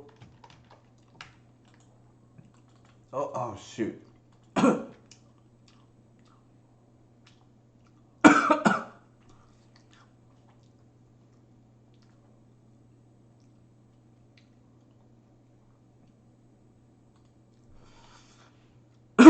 That was on me.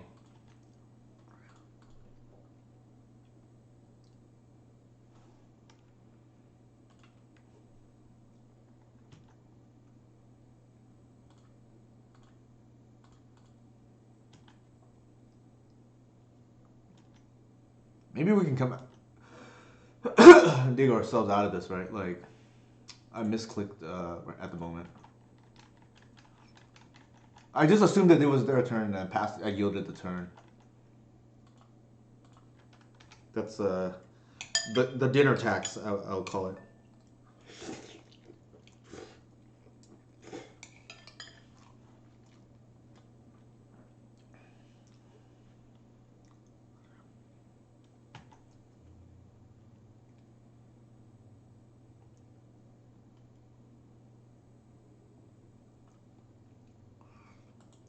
Hmm.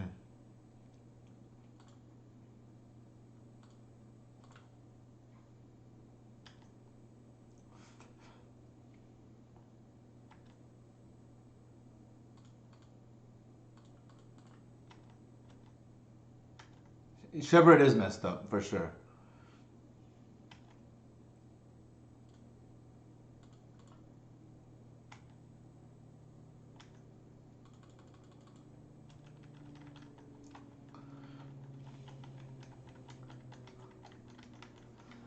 We'd probably be more ahead right now if it weren't for my blunder, but that's my fault.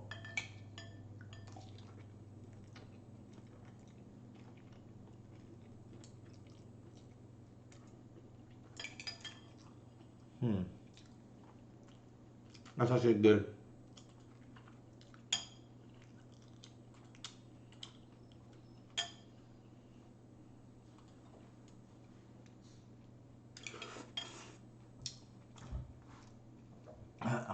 I know, right? We got that Progenitus out of the hand.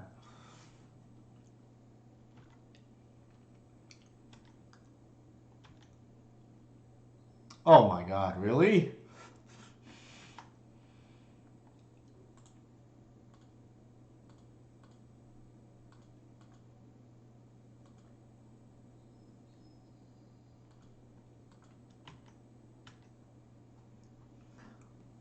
They probably eat this if they want, yeah. Excuse me.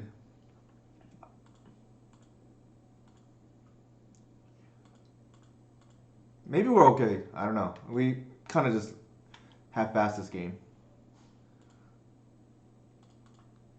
Alright, we're gonna go ahead and play the oof. In case they have some kind of fast mana here that matters.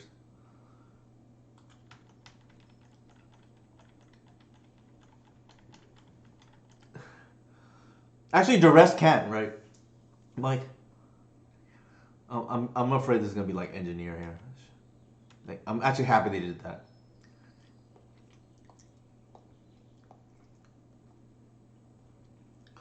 Uh, we are 1-1 in this league, 3-2 in the previous league. I guess we'll bounce. In case we draw land. TS can, that's for sure.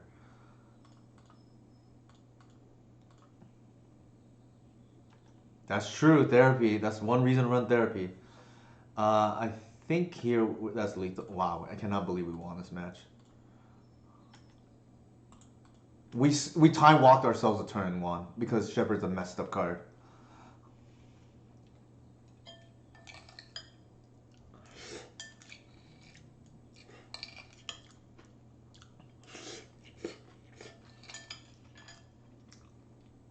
And keep in mind, a time walk in elves is far worse than other decks because this is like an exponential growth deck.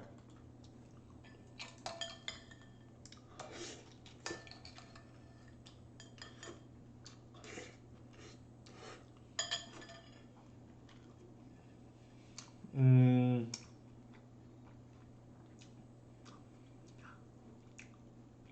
I think having played I think having played the the game right now. I'm actually not a fan of Thoughtseize. I think we take our chances with the endurance and the vandal. See time for memes.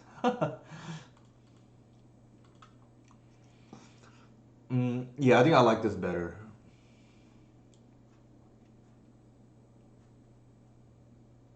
The bog hitting the loam is actually kind of nice. I don't think. Yeah, I think leaving the fourth endurance in the sideboard is okay. I think I'd rather have the upside of potentially cutting their combo.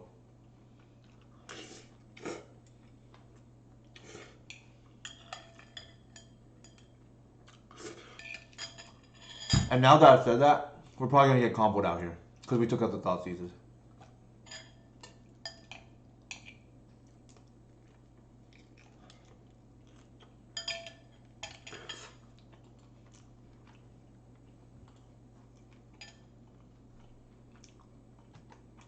Oh, that's quite good. That is quite good. Getting to 4 mana is like a million against this deck, so that's why I'm doing it that way.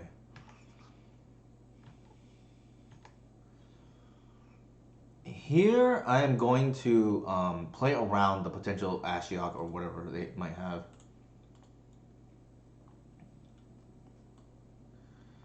I think we want.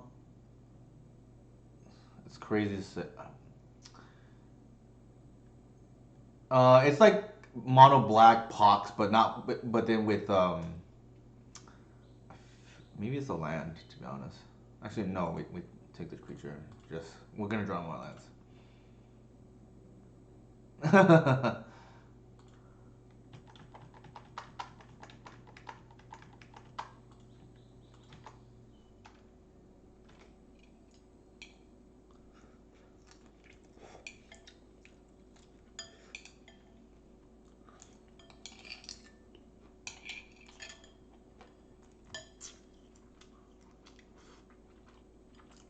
Hmm.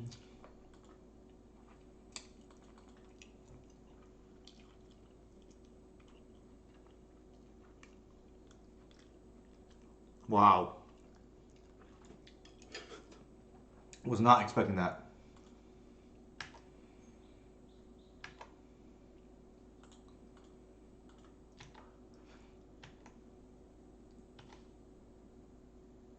Oh, sure, sure.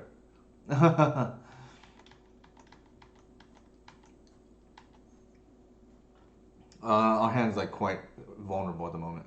Oh, this is awkward. We're getting himmed out of the game.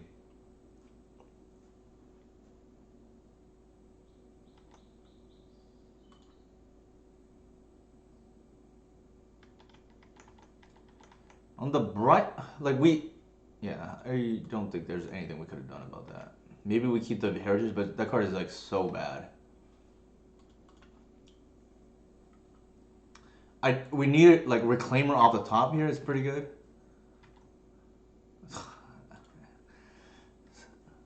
I made a deal with Griselbrand this morning. I made a deal with Griselbrand this morning. This is the exact card I wanted.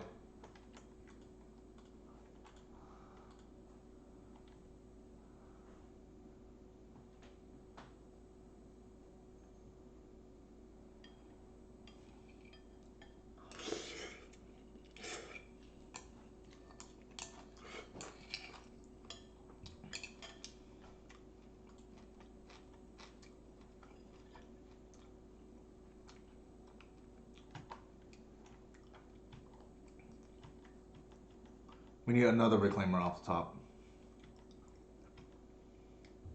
Ugh, that's not what we want.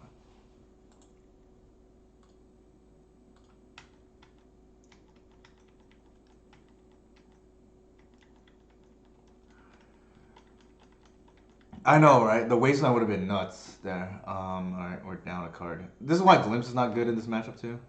Just you just don't have mana, right? The I think it was double him, right? That was what's killing us.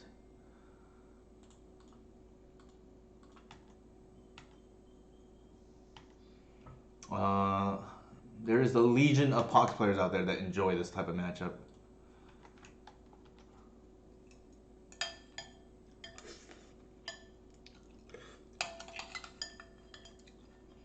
Oh my god. I think we're dead now.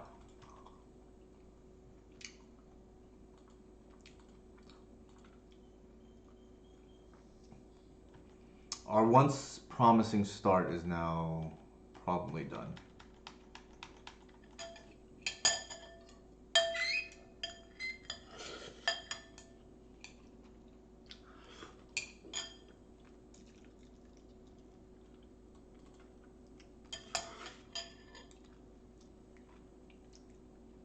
Yeah.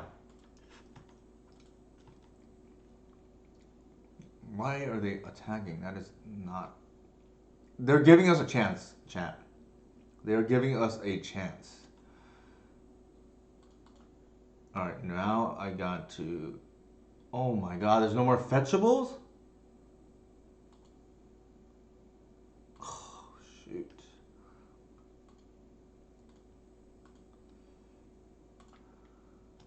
That is a killer.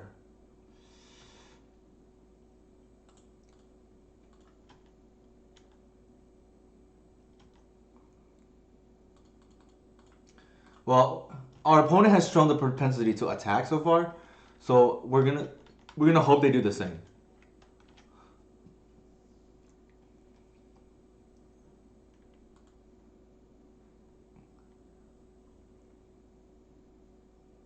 Oh my god.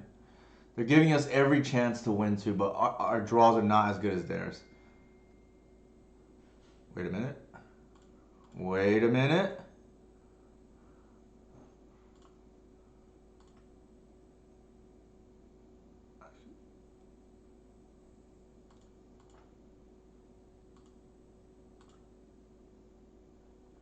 This hurts a lot, actually.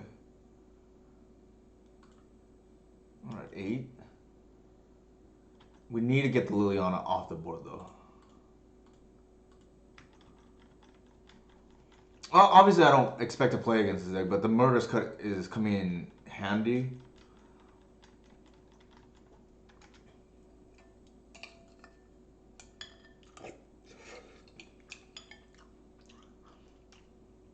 Oh my god.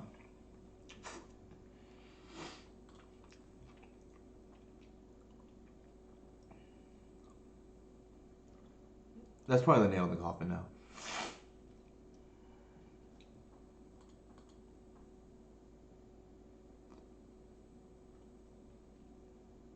Yeah.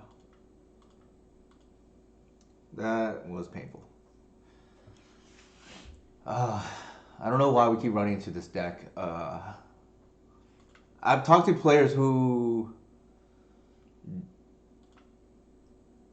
don't run into that deck for a year, and we somehow always run into it every stream. We beat it actually on the other day on Saturday with Inigo co-streaming with us, but you can only run well so long.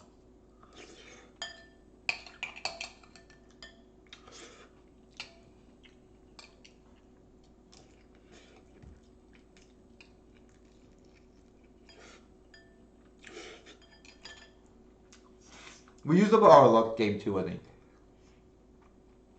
Like game 1,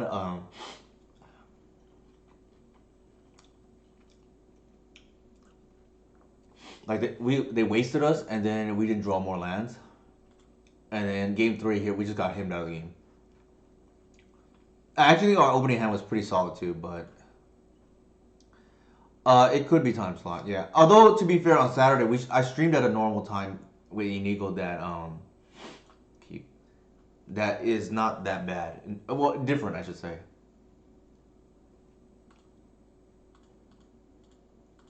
But yeah, it could be time slot. Like I mentioned before, I always lose the same Belcher player.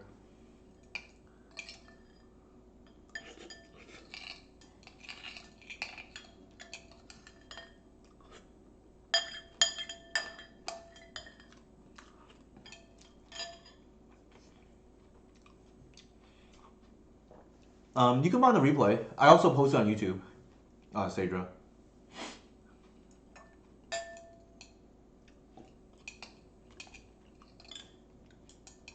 But to be honest, I actually have enjoyed the stream so far. Despite our kind of media-ish record, I think here we're just gonna slam everything. I don't know what they have. I feel maybe they're on lands actually. Not if they are, I'm kind of dreading it.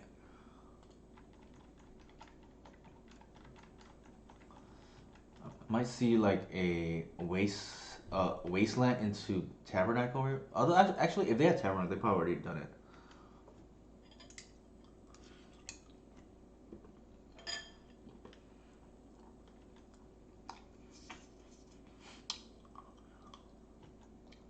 Why would they do that end step?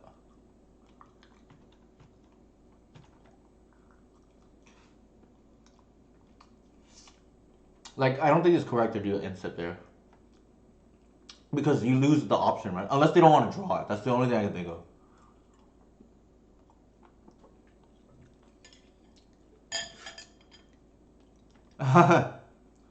I can't help you with the ACAS and the prison. I do run into ACAS in prison a lot too, but I think they're just unpopular in general. Because the play patterns are more straightforward. Ugh. Why?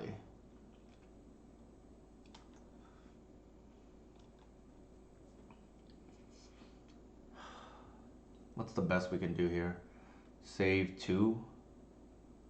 Actually, yeah, we can save 2. That's actually not bad. Let's do it this way.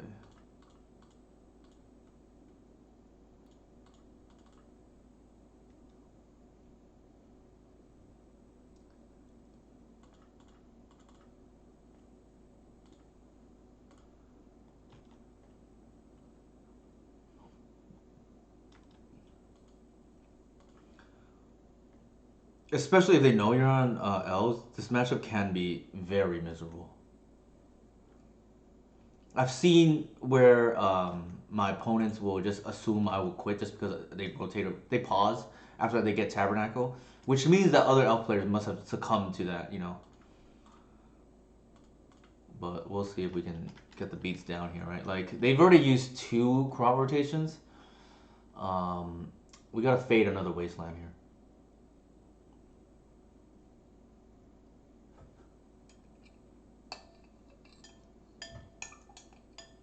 That's okay.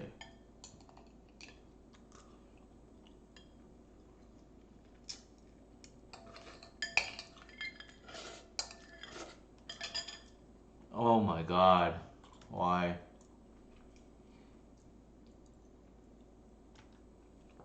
Probably dead now. If we weren't before.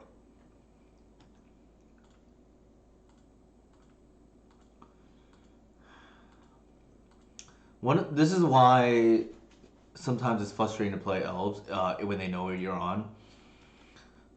Playing through this kind of hate is often very difficult. I think I'm gonna go ahead and just draw cards here. Never a bad thing. The reason why I played out the land is because you get more land.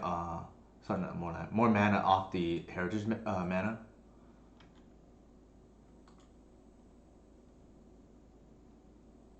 Actually, this is kind of neat.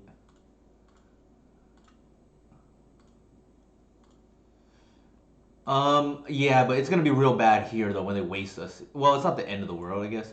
But oh, actually, that's super relevant to have. I think we need to get this on board, and then like deal with the loam.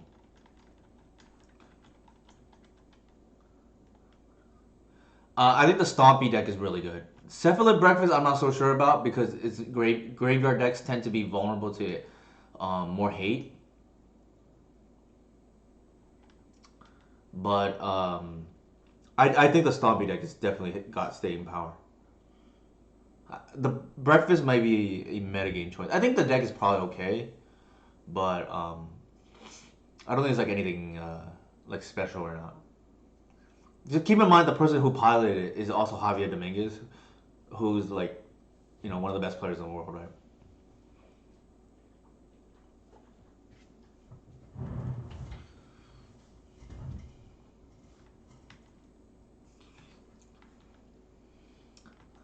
I think the decision tree is right here. What to do?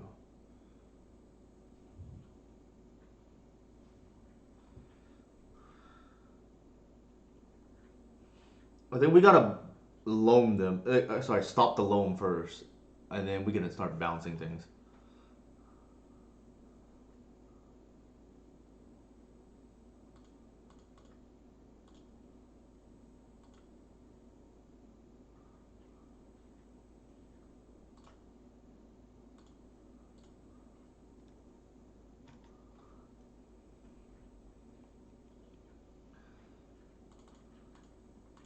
This tabernacle map is never easy.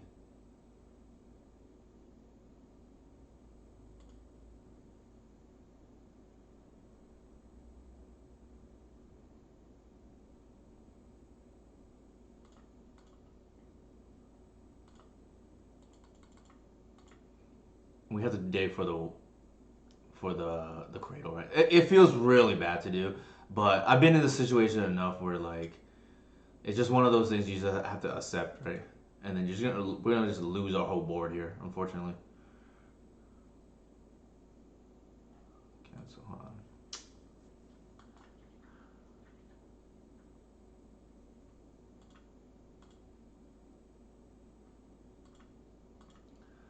Yeah, this is gonna feel bad.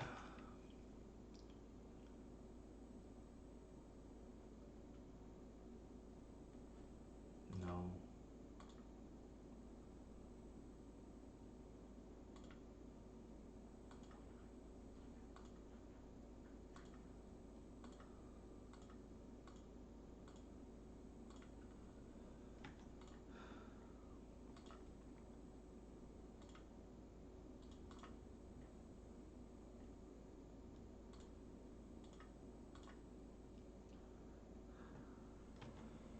Yeah, yeah. It's all fun and dandy until your opponent actually can stop it, right?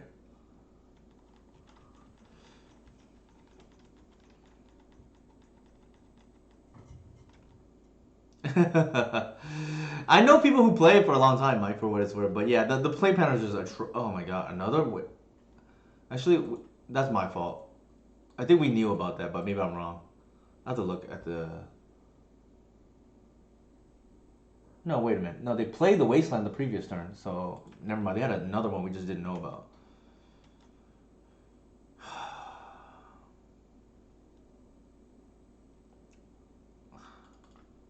This feels so bad, but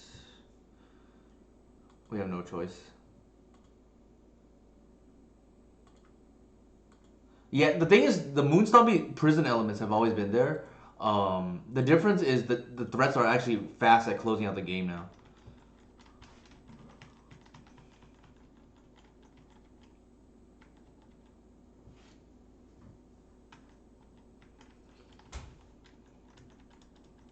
This matchup is miserable.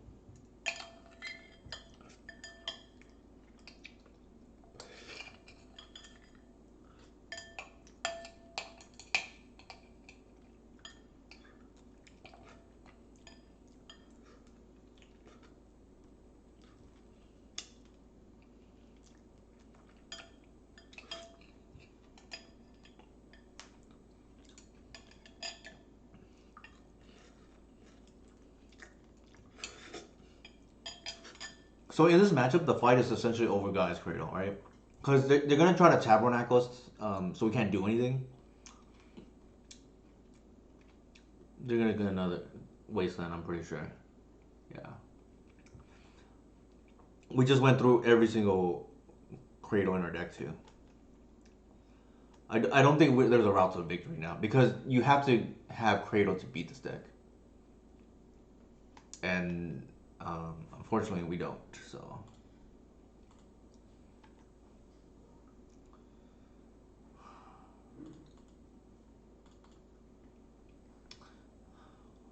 I'm trying to think of a way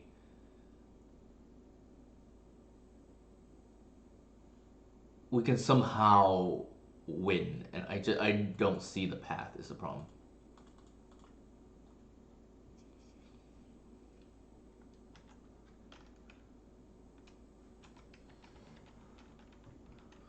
I'm gonna chump here. By the way, I don't want to pay for the visionary. Like the tax is too bad.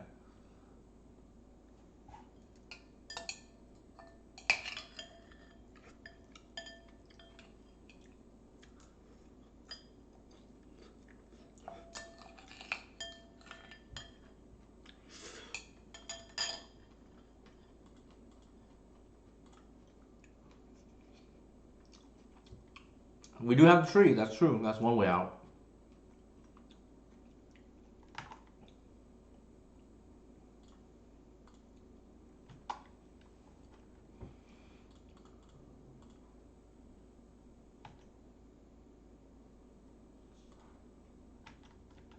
I'm hoping they have a Yavamai that can turn on our fetches. But we're just like digging towards a tree right at this moment.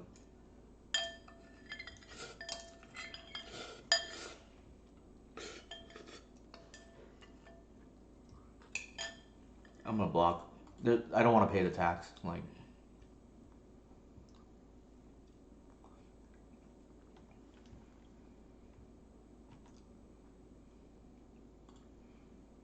they should port us on upkeep.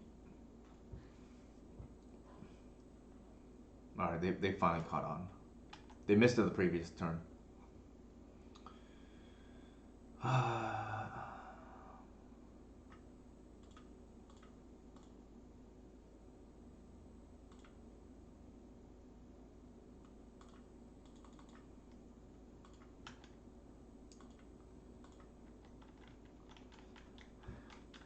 Here we're gonna take 4. We're gonna have the arbor pay for the other arbor. Cause well, I guess we don't need to do that yet.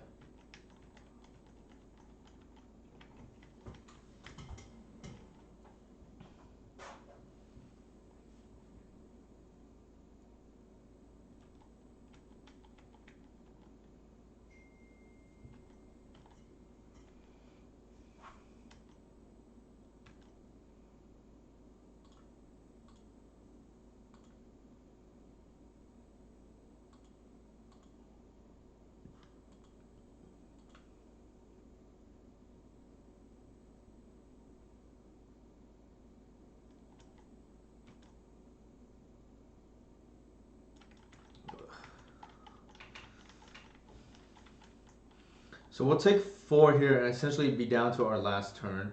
We're gonna have one arbor pay for the other. I actually don't think. I think we're just drawing dead, to be honest here, because like we still have to deal with a construct, right? Even we deal with the tabernacle.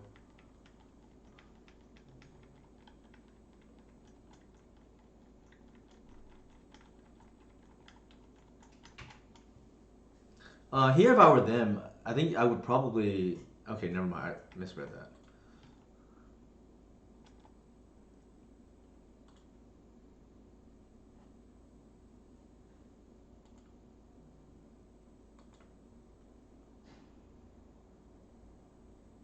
Wait, what?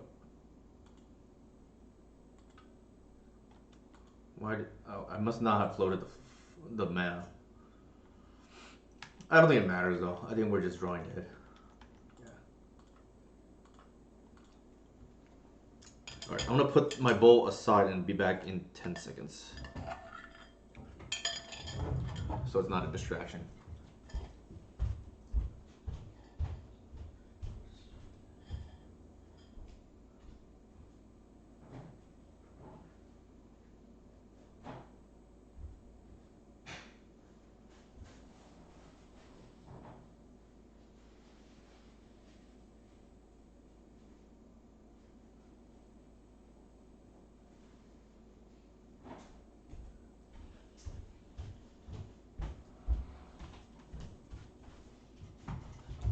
It's got to be Arbor, right?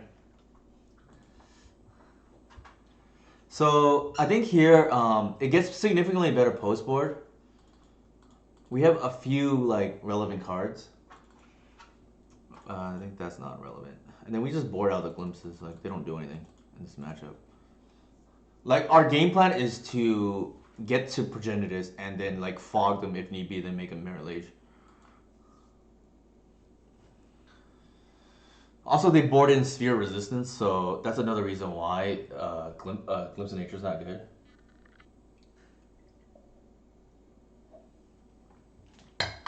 Actually, maybe I should have kept in. Ooh, that's good. I was gonna say maybe I should have kept in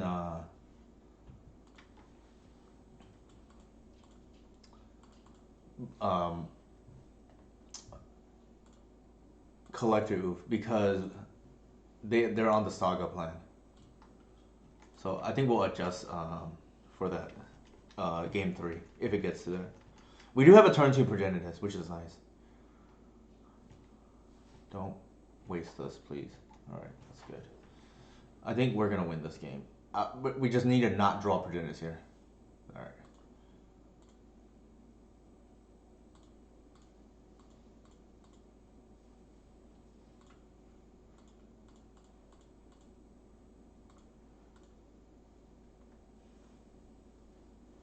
If they have trap, oh my god.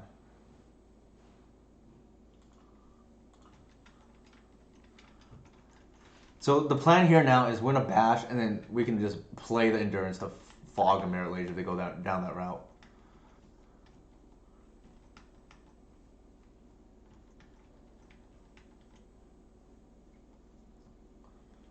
So I do think the collective is probably correct. Like this is our game plan. We just try to cheese wins, right? That's like pretty relevant. 3, 4, 5. We're short. Notably, I think what we're gonna do here is just. I don't think they can gain life in any way, so I'm just gonna leave everybody back. I mean, maybe they can. I don't know.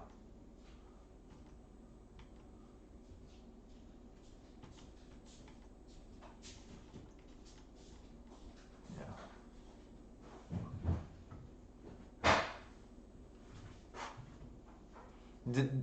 Essentially, it's crazy to say the person who is hellbent probably wins in this matchup because that means your fast your start was faster, right? It's like a funny thing to say, but that's typically how it. Like we were hellbent pretty quickly, right? We're just trying to go off on the Progenitus. Uh,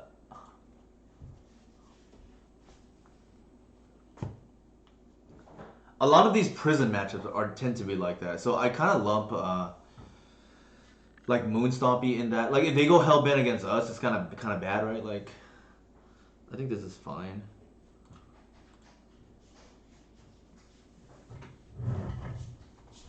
It's a speculative hand, but if we draw natural, it gets significantly better.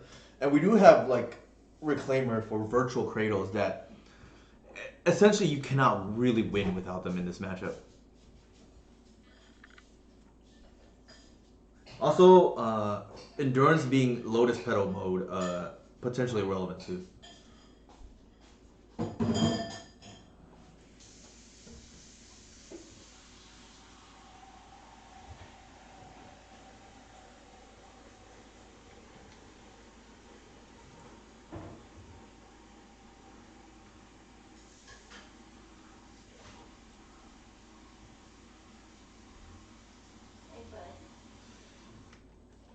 Oh my god.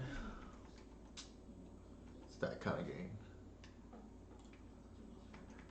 The good thing is, if as long as they don't have the Merit Lage, I actually think we can beat a Sphere.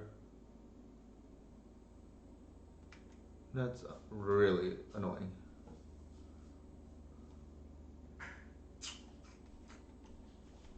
I'm not going to actually fetch a land here because I don't.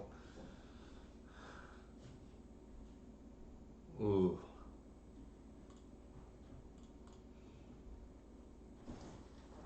So if the Tabernacle is here,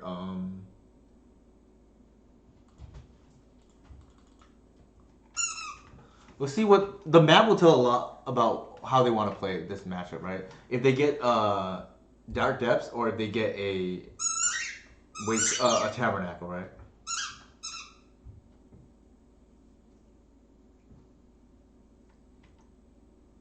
We shall see, I guess. Yavamaya, okay.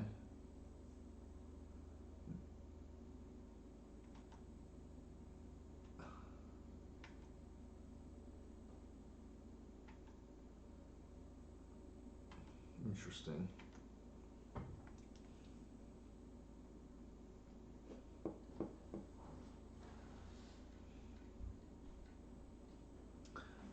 we have the Cradle active.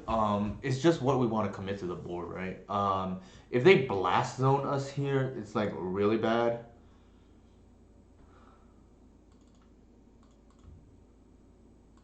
I'm just leave that up.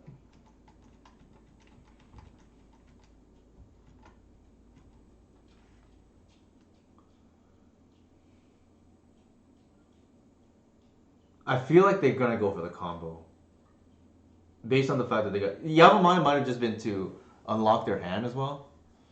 So hard to say. Yeah, I'm glad here that I went for the. I'm glad here that I went for the Birchler, right? So we have the second reclaimer.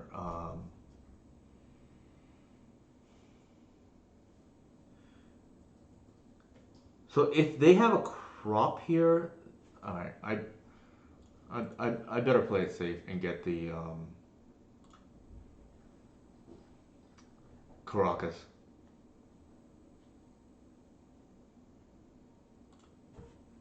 Because I feel like that's what they have. Like, given that they got the Yavimaya.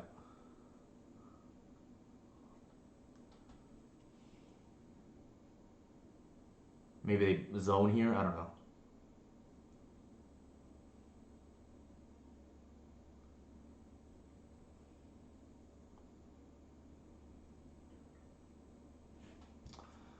I think here it is like reasonable because this is a lot of mana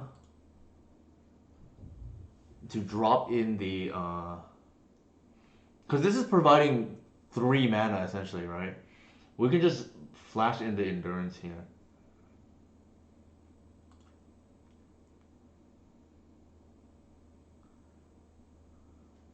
Uh,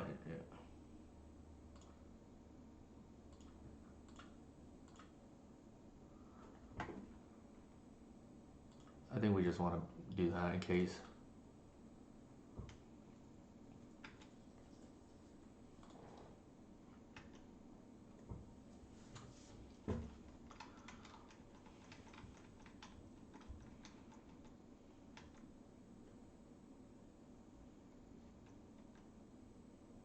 What do they have? It must be like a I don't know, what's it? A card rotation or a wow. The endurance coming up pretty clutch actually right there.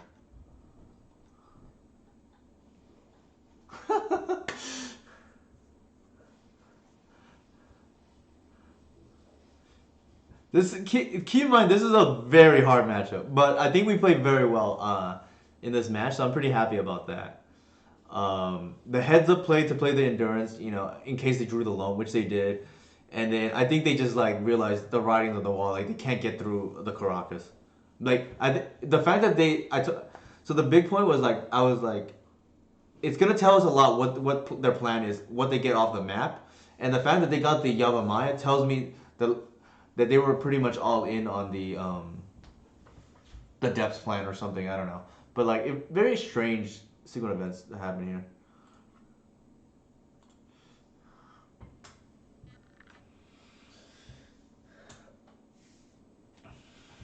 So far this match, this league, we lost to Dryad Titan. We beat ACAS. We lost to Pox, and then we beat Lands. I think we'll take that 2-2 any day of the week, given that the two losses I don't think will ever run in a big tournament setting event.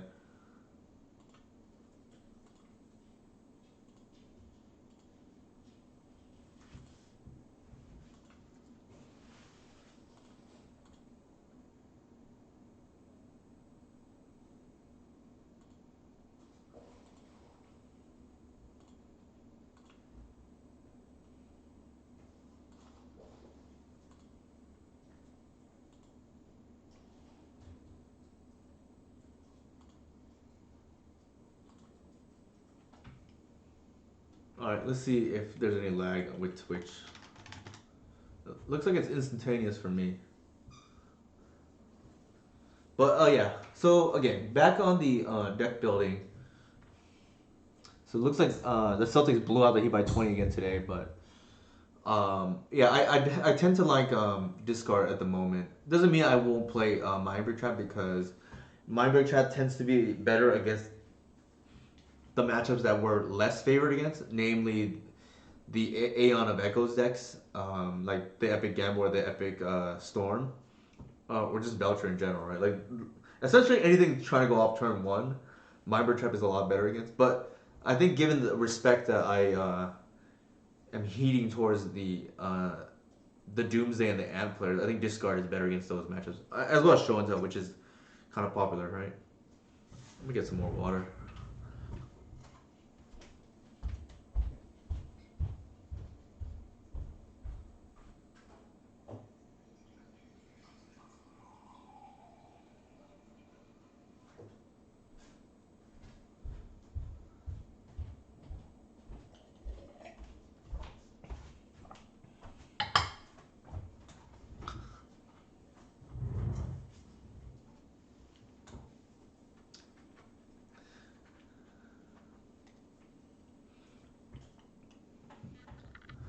So if all goes well, we'll salvage this league and get a pair of 3-2s again today.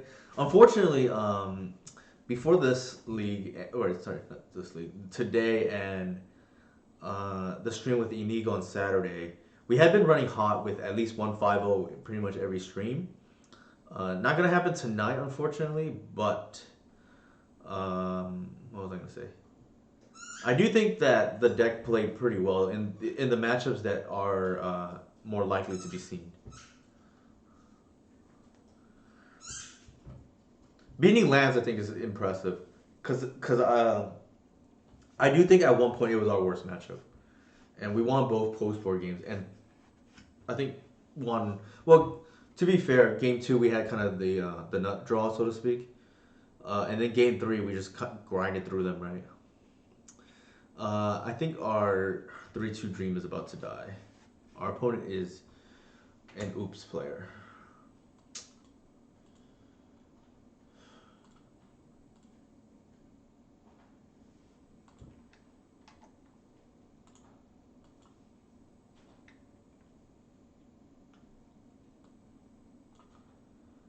Um, I don't think we want to see any of these cards, so I'm just gonna pick up the force. Maybe they don't kill us turn one, but I'm pretty sure we're dead. That's true. So yeah, like we can't. The thing is, like, there's a misnomer out there that elves can't be combo. That's actually not entirely true. We beat two of the harder matchups today in the Epic Gamble and they're on Dredge. Well, I'm glad I kept Reclaimer then.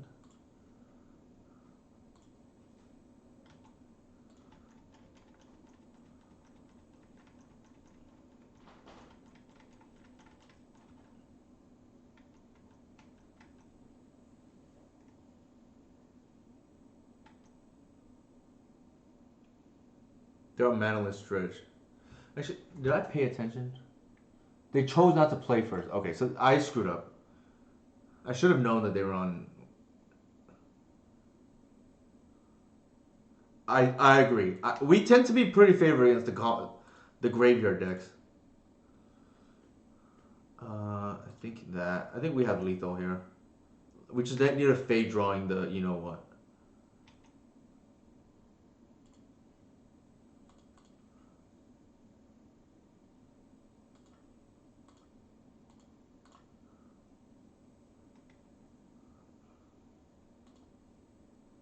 Oh, I'm so relieved that this is manaless instead of oops. I think even stack base we're okay. Like against Ant and I think Doomsday. I think Ant also depends on the opponent. I think it's pretty even. I think I am favored against Doomsday. My record is I think like 80% or something against that. It's probably, if I were to guess, you're probably 30% pre-board and probably 60% post-board, whatever that comes out to be. All right. This is like really good. I don't know what else do they have that we care about. We don't want the Progenitus. We don't want that either, or this. I don't. Actually, they're gonna put it. Actually, Dotsies as a time walk is pretty good. Now that I think about it.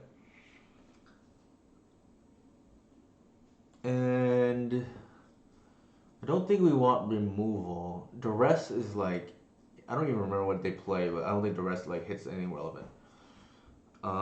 We probably just do it like this. Actually, the glimpses are bad, right? Like, I think we want to keep a reclaimer every turn. In fairness, DJ Hate has some weird overlap with Graveyard, right? For sure, because of the endurances. Um, so I think this is kind of what we want.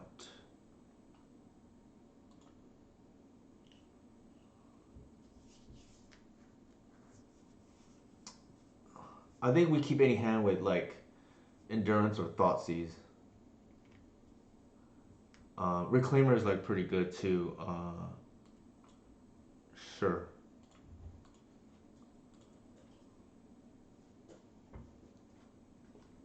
Notably, the answer to Lilac Sanctity is right here.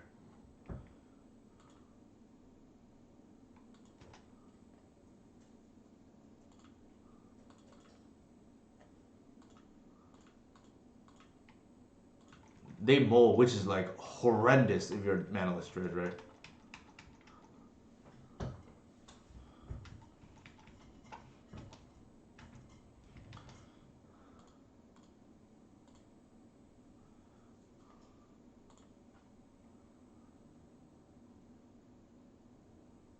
I wonder if we can just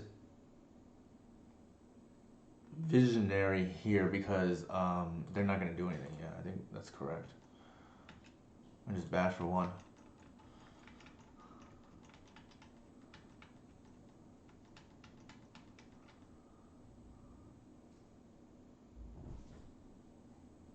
Like they have the pass per turn, right? Like we got a free point damage in, which is pretty nice.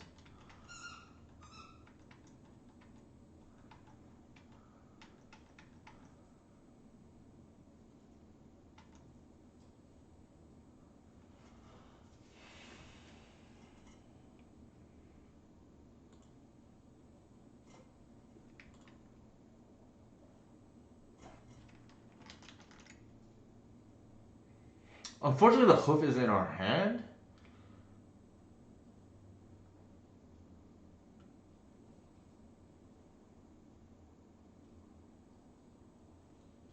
I think I want to do it this way.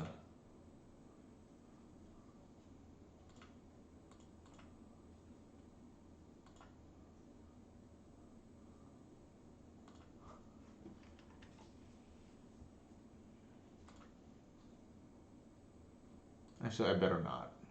They have like Narcomoeba nonsense going on.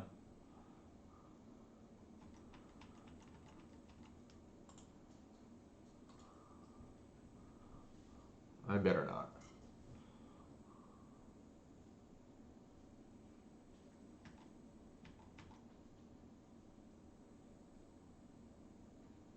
The good thing is I own Dredge on paper, so I know how to play against the deck.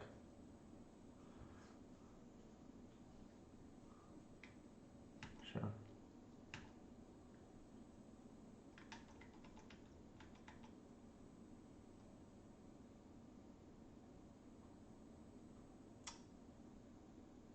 I think here we just bog them, right? Like, can they do anything that's relevant?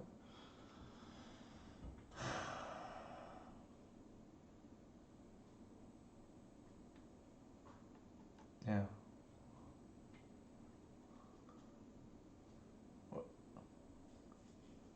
Sure.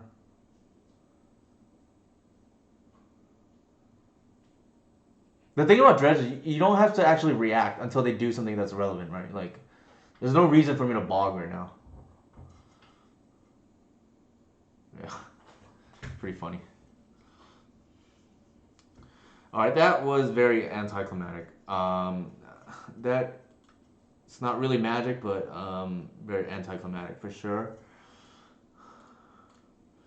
I guess if anybody needs a crash course in beating Dredge, like that's pretty much how you play it out, right? You just don't do anything until you're forced to, and they can't really beat a reclaimer. With that said, pretty happy I think with the list. We played two, more meta decks I guess in this league. I think the previous one we played, I think might have been all of them, right? I don't remember. We beat we paired against Delver twice, Depths once, and then I don't remember off the top of my head. Let me check out the log. What we played into the other one, but it looks like yeah we lost to Depths. We beat Show and Tell, there you go, and beat TS. So we went 3-2, 3-2 here. But yeah, TS is insane against Banalist. Like you open with it, it's the time walk, right? And they even mulligan, so the game was never really close, to be honest. I don't know what they mulligan to, maybe force a vigor to deal with presumed late line or something. But those games were not really close. Okay, so I'll bring up my deck again. Anybody have any questions for me with regards to the deck? Who is? We could raid like punishing waterfalls, or yeah, I think we could raid them. They raided us, I think, a few times already. But if nobody has any questions, I think that will be it for tonight. Overall, I think the list felt okay. Like our losses tonight, I think. Well, let's go back to the league first. I'm not concerned about these two losses because these two are not really meta decks per se. In the other league, we lost to Depths. We did flood out for whatever that's worth. And we lost at Delver, but we went 1-1 against Delver for whatever that's worth. 20 lands isn't good enough. As in, like, you want to trim a land? High star? What do you mean? I think I would rather play more lands and make us kind of like more immune to the mana disruption of Delver. Uh, Typically we won't flood too often. It will happen, but I think the early game making sure we hit land drops is more important for what it's worth. High star. As far as the losses to Delver and Depths are concerned, I think the Depths matchup as is like this is probably as many impactful cards as we can already play, right? We have the Caracas, we have two really strong removal spells, and one third one that's like okay. I think it just didn't line up for us post point, and then they are favorite pre board. I'm trying to think. Like obviously you could run a foul, but the card is kind of bad as a card in general. And I don't, even though it's good against Delver, it's good against Depths. I'm not a huge fan of that card because it tends to be bad against like pretty much everything else, and not pretty much against like we still beat Show and Tell today despite really well Caracas as a dedicated haze is pretty much the only thing, right? We six discard spells helps a lot, and then maybe we do have to think about honestly to be honest like if you look at the Delver match we lost to a top three Delver player in the world in Rich Cali, and he also had double DRC backed by double in the Vestivities. I don't think, regardless of what we play in our sideboard, it would have mattered for that. So I think overall the deck, I'm not gonna be a prisoner of the moment and just like make radical changes. I do think the list is pretty good. Maybe the Vandal is not needed. I don't know.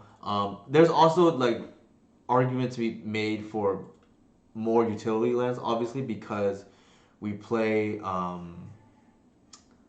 Reclaimer, right? Like obviously, I think a crop rotation would be kind of nice to pair along with the Caracas, which is kind of what we played, a couple days ago, right? Without the Mass Vandal, but maybe we draw that against Depths and that helps. So that would be one reasonable change. I do feel safer against fast spell-based combo. Thank you for the follow, actual study comp side. I can appreciate that given that I'm majored in electrical engineering.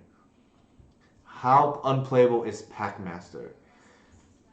If you're talking about the original 4-drop Packmaster, I never played that card myself, but I do not think it's remotely playable.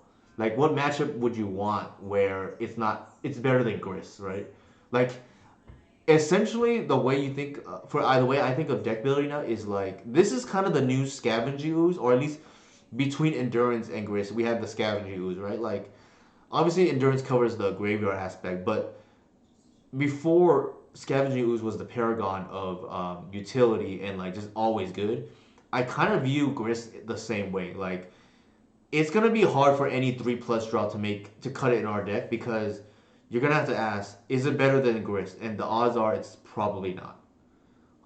Especially Pack Master, which is really a 4 drop, with Green Sun's a 5 drop, right? Like in a lot of cases, I think you probably just want more than one Grist, right? Because I think Grist has made it that a lot of other cards are just not even worth considering anymore because of how flexible and good it is.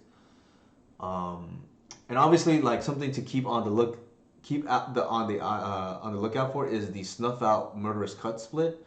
Um, I personally like 2-1 split, but I can see it being the other way, right? 1-2 the other way.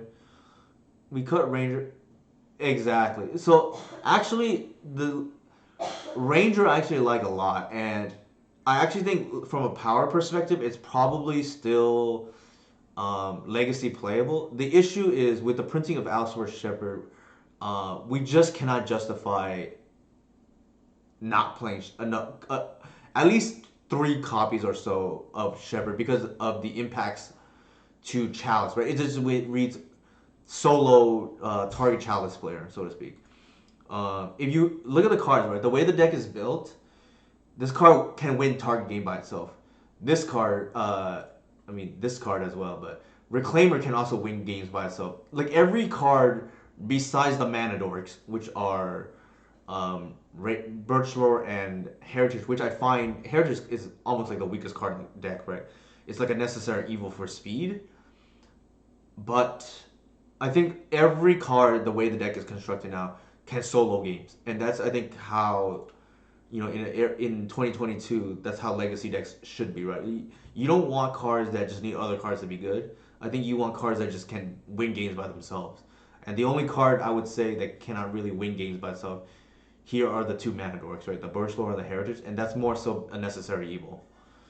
Uh, Also, low key, this is like a Mana Dork, and we are really a mana hungry deck. And then in the sideboard, same thing, right? You just want bombs.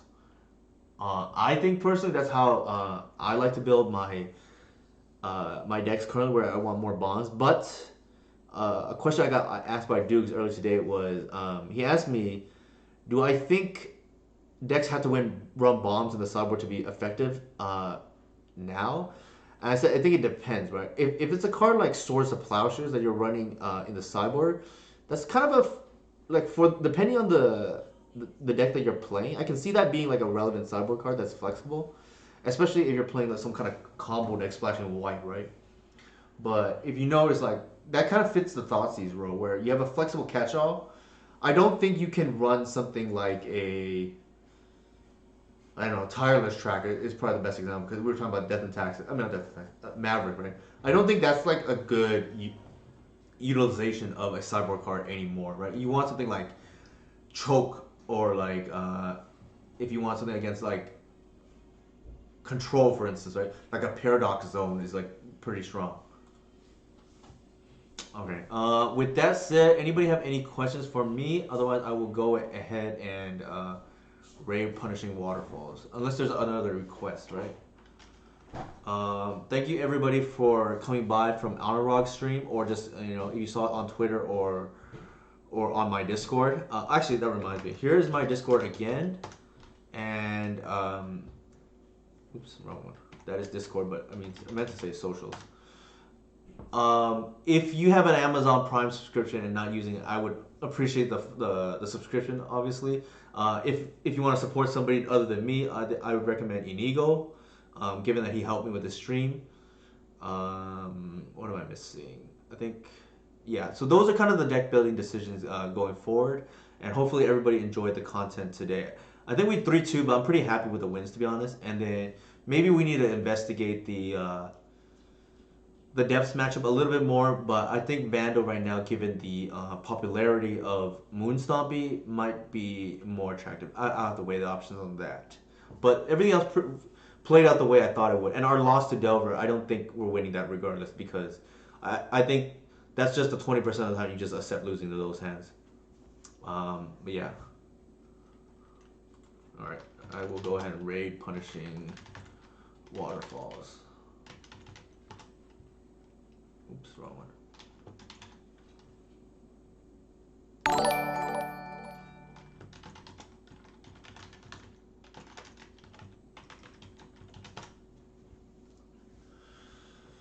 Thank you for the follow, Racket 0822. Appreciate it.